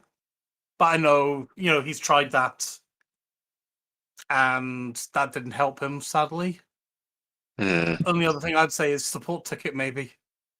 Yeah, that is.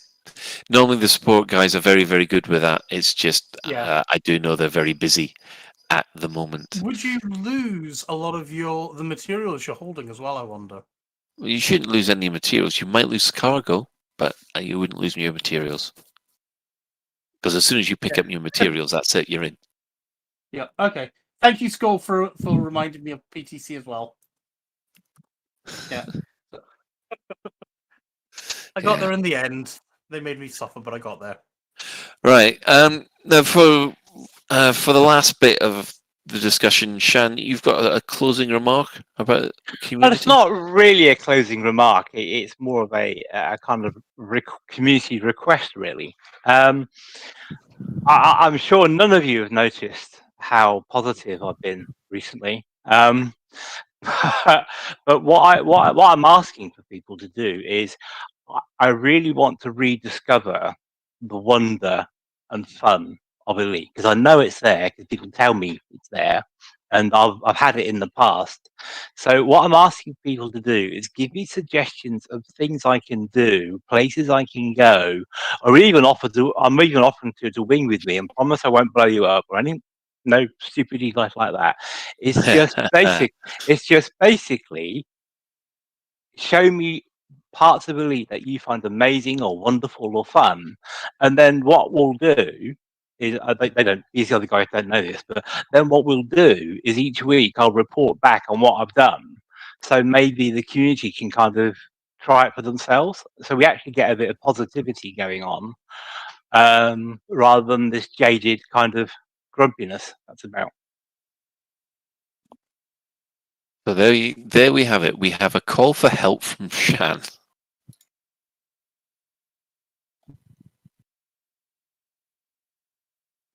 TLDR sends Shan beautiful things.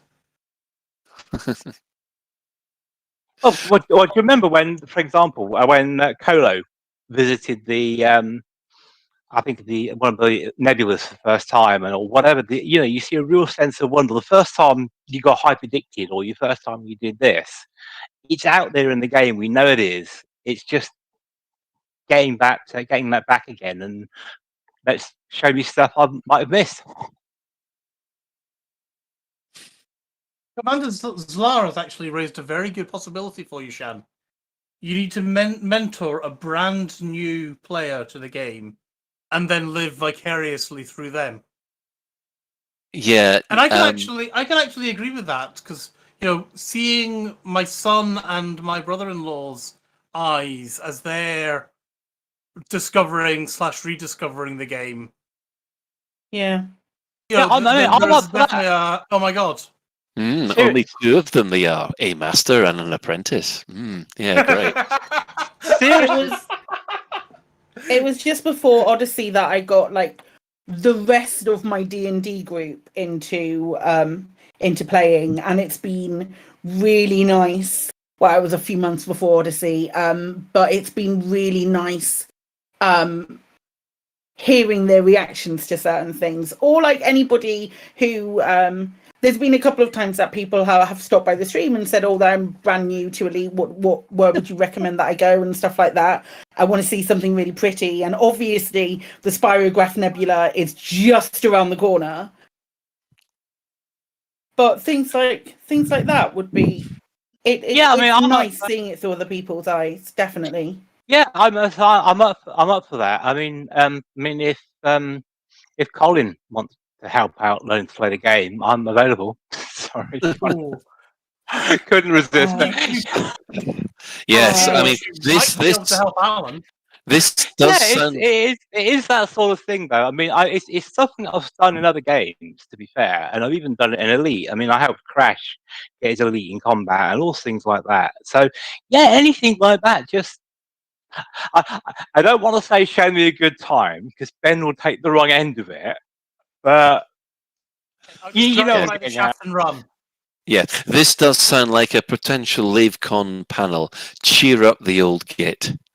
So that'd be a game show.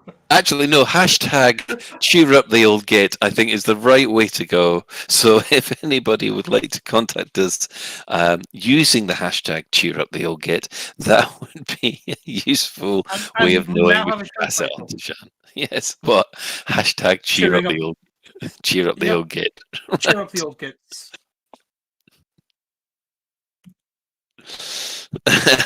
Yeah, lots of people saying yes. Show them a good time, but not with the wrong end.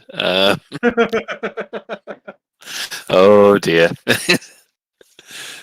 this is going to go dark very quickly. I think we should finally move on now. Before I close anything out, has anybody got any other business they'd like to quickly touch on? We all happy? To touch on the recent trailers about certain Bethesda games. Okay. Who was it? It was a brilliant video game trailer, and I can't remember it. Oh, that would be the Outer Worlds 2. That's it, Outer Worlds 2. Yes. And I love that trailer as well. Yeah, because I thought they're doing a Mickey take of No Man's Sky. Because it was. I thought too. Yeah, yeah, it was a fantastic deconstruction of every single major dramatic Movie or E3 everything. trailer I've seen in ages. Yeah, it was. I loved the Outer Worlds 2 trailer. Mm-hmm. And just as an off-topic, did anybody else see the Starfield thing? I did. I've heard of it. Yeah, there was a trailer for Starfield, which is this new space game from Bethesda.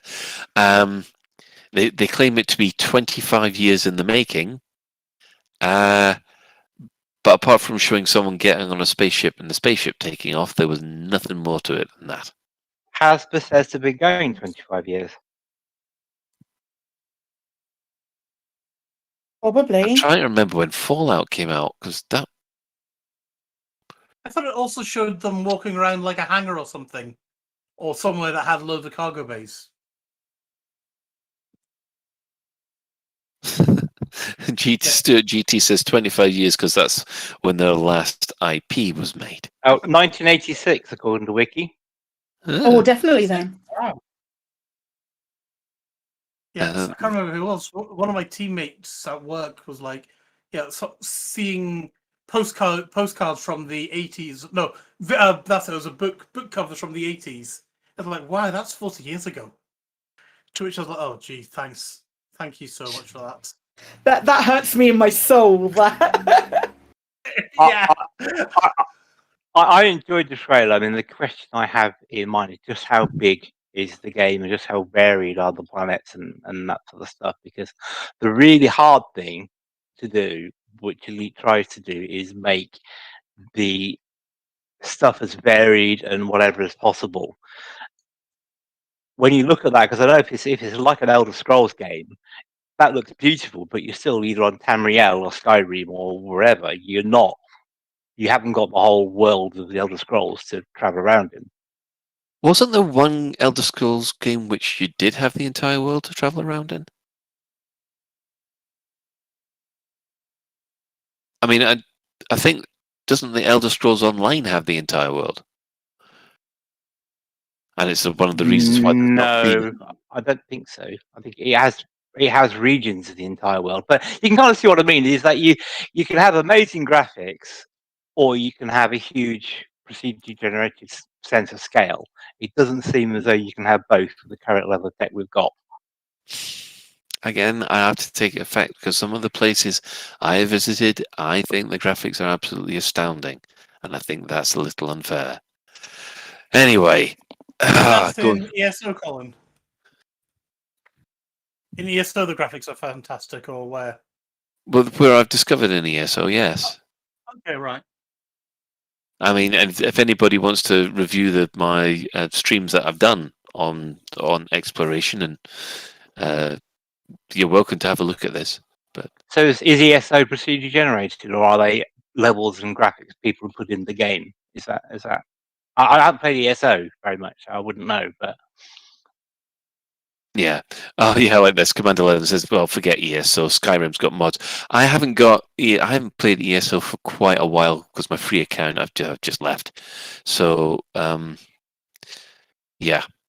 Anyway, I think that's going to be it for the evening. So we'll give the shout-outs. So first shout-out, of course, is to our sister station, Hutton Orbital Radio. It broadcasts on a Thursday at 8:30. You can tune in at twitch.tv Hutton Orbital Truckers, or if you want the audio, at radio.forthemug.com. For the discerning commander that likes a bit of CQC action, check out the CQC Discord at discord.me/Elite Dangerous CQC. Did you know that these guys have actually celebrated their 5-year anniversary lately? Wow. Yeah, it's been going 5 years. And so far, and this is an official total, they have now 14 Elite CQC commanders. For 5 years, they have 14. 14. Ouch. Oh, bless them. And we thought VR was the red-headed stepchild. We should also give a shout out to the following Elite Dangerous podcasts which have appeared over the last year. So we have, well, it's a lot longer than that now. So hi to Loose Screws, Elite Week, Flight Assist.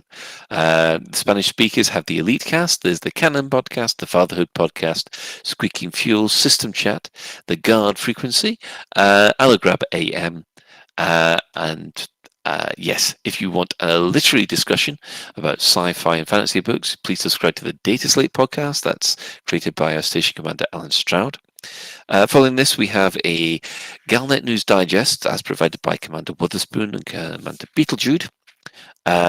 We'd like to thank all those who have chipped in at the Twitch chat. And has anybody buzzed you, Ben?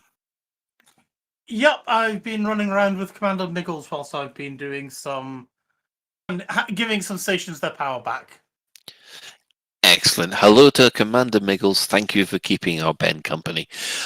Special thanks, of course, goes to Commander Tokuso, who's created the music for the introduction of the show.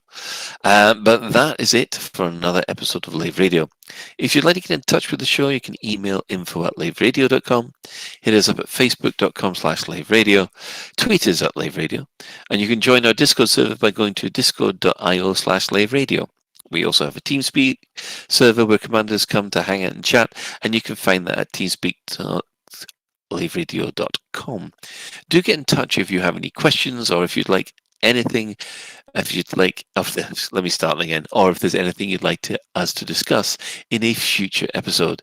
Lave Radio is recorded live on a Tuesday evening at 8:30 and streamed out at laveradio.com/live. So thanks to Shan, thanks to Ben, thanks to Psychit, and special thanks goes to our tech specialist, Commander Ventura. So until next time, commanders, fly safe. And if you can't do that, fly dangerous.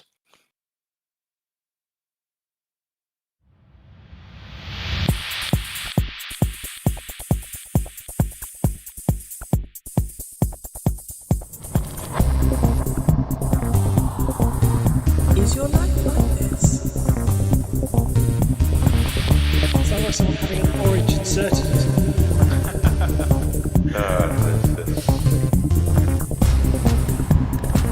Need a safe word. Space can be low.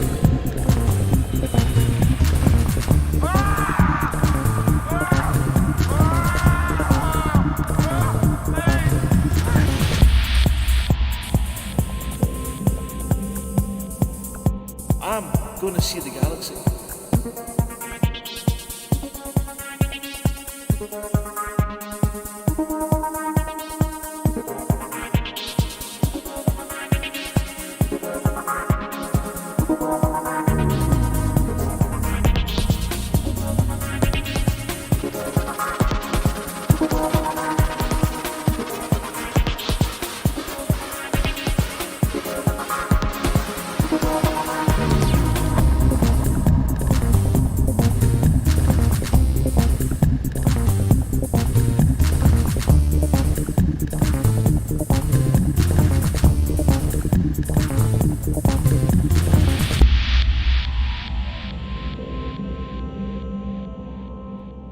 Ah, damn it.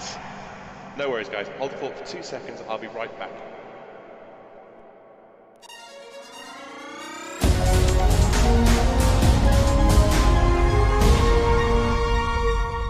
Galnet News Digest, 15th of June, 3307. We read the news, so you don't have to. In this week's news, marginally irritating bugs. An open letter to the Pilots Federation. Theta silence. Is it the calm before the storm?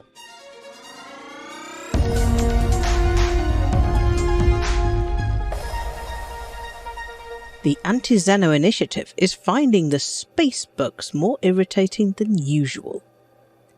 Despite their best efforts to eliminate the Thargoid pest from all human-inhabited systems, the spiders from space are clinging on with an annoyingly persistent marginal presence in Atlas, HIP 18390, HR 1183 and Pleiades Sector IR-W D1-55.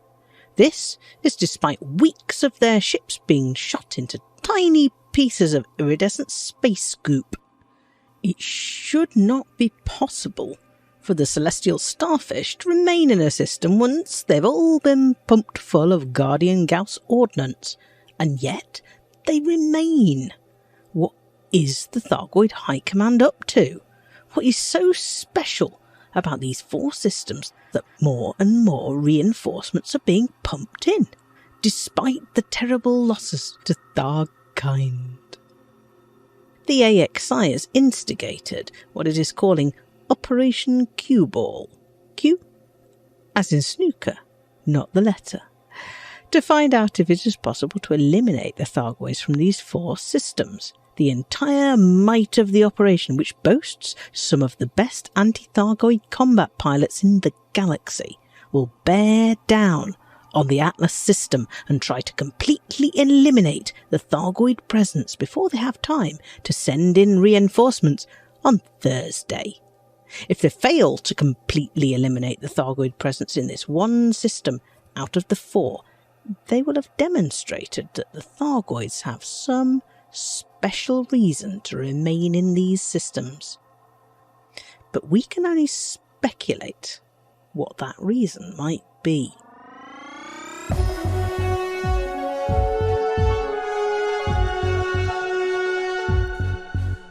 Canon research scientist and potty professor LCU No Fool Like One has written an open letter to the Pilots Federation.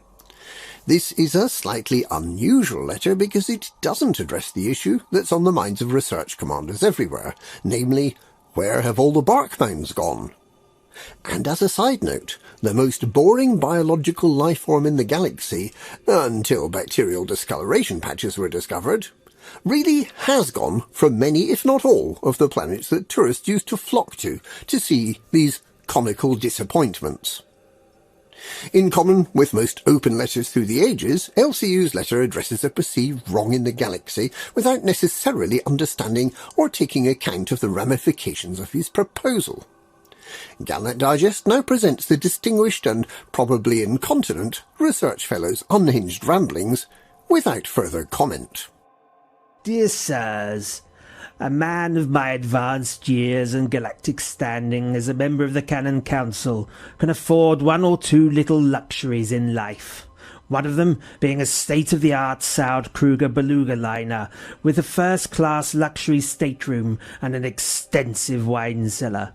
Indeed, it is the only vessel that can accommodate my 19th century steam-powered cathedral organ in the forward observation deck. However, I have one small complaint. It is a very large ship, and a man of my advanced years takes a whole minute to walk to the turbo lifts. Could I request that you allow me to take my SRV to the lifts? You have a very nice station. It would be a shame if I were to stumble on the way to the lifts and drop my samples. I would probably be fine in my Artemis suit, but your station...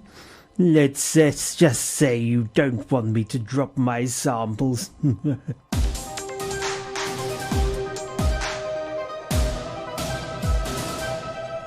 The Affiliated Counter-Terrorism Unit, known as ACT, the all-superpower organisation set up to find and eliminate the Neo-Marlinist Liberation Army, has admitted it doesn't know what's happened to the hardcore Theta group.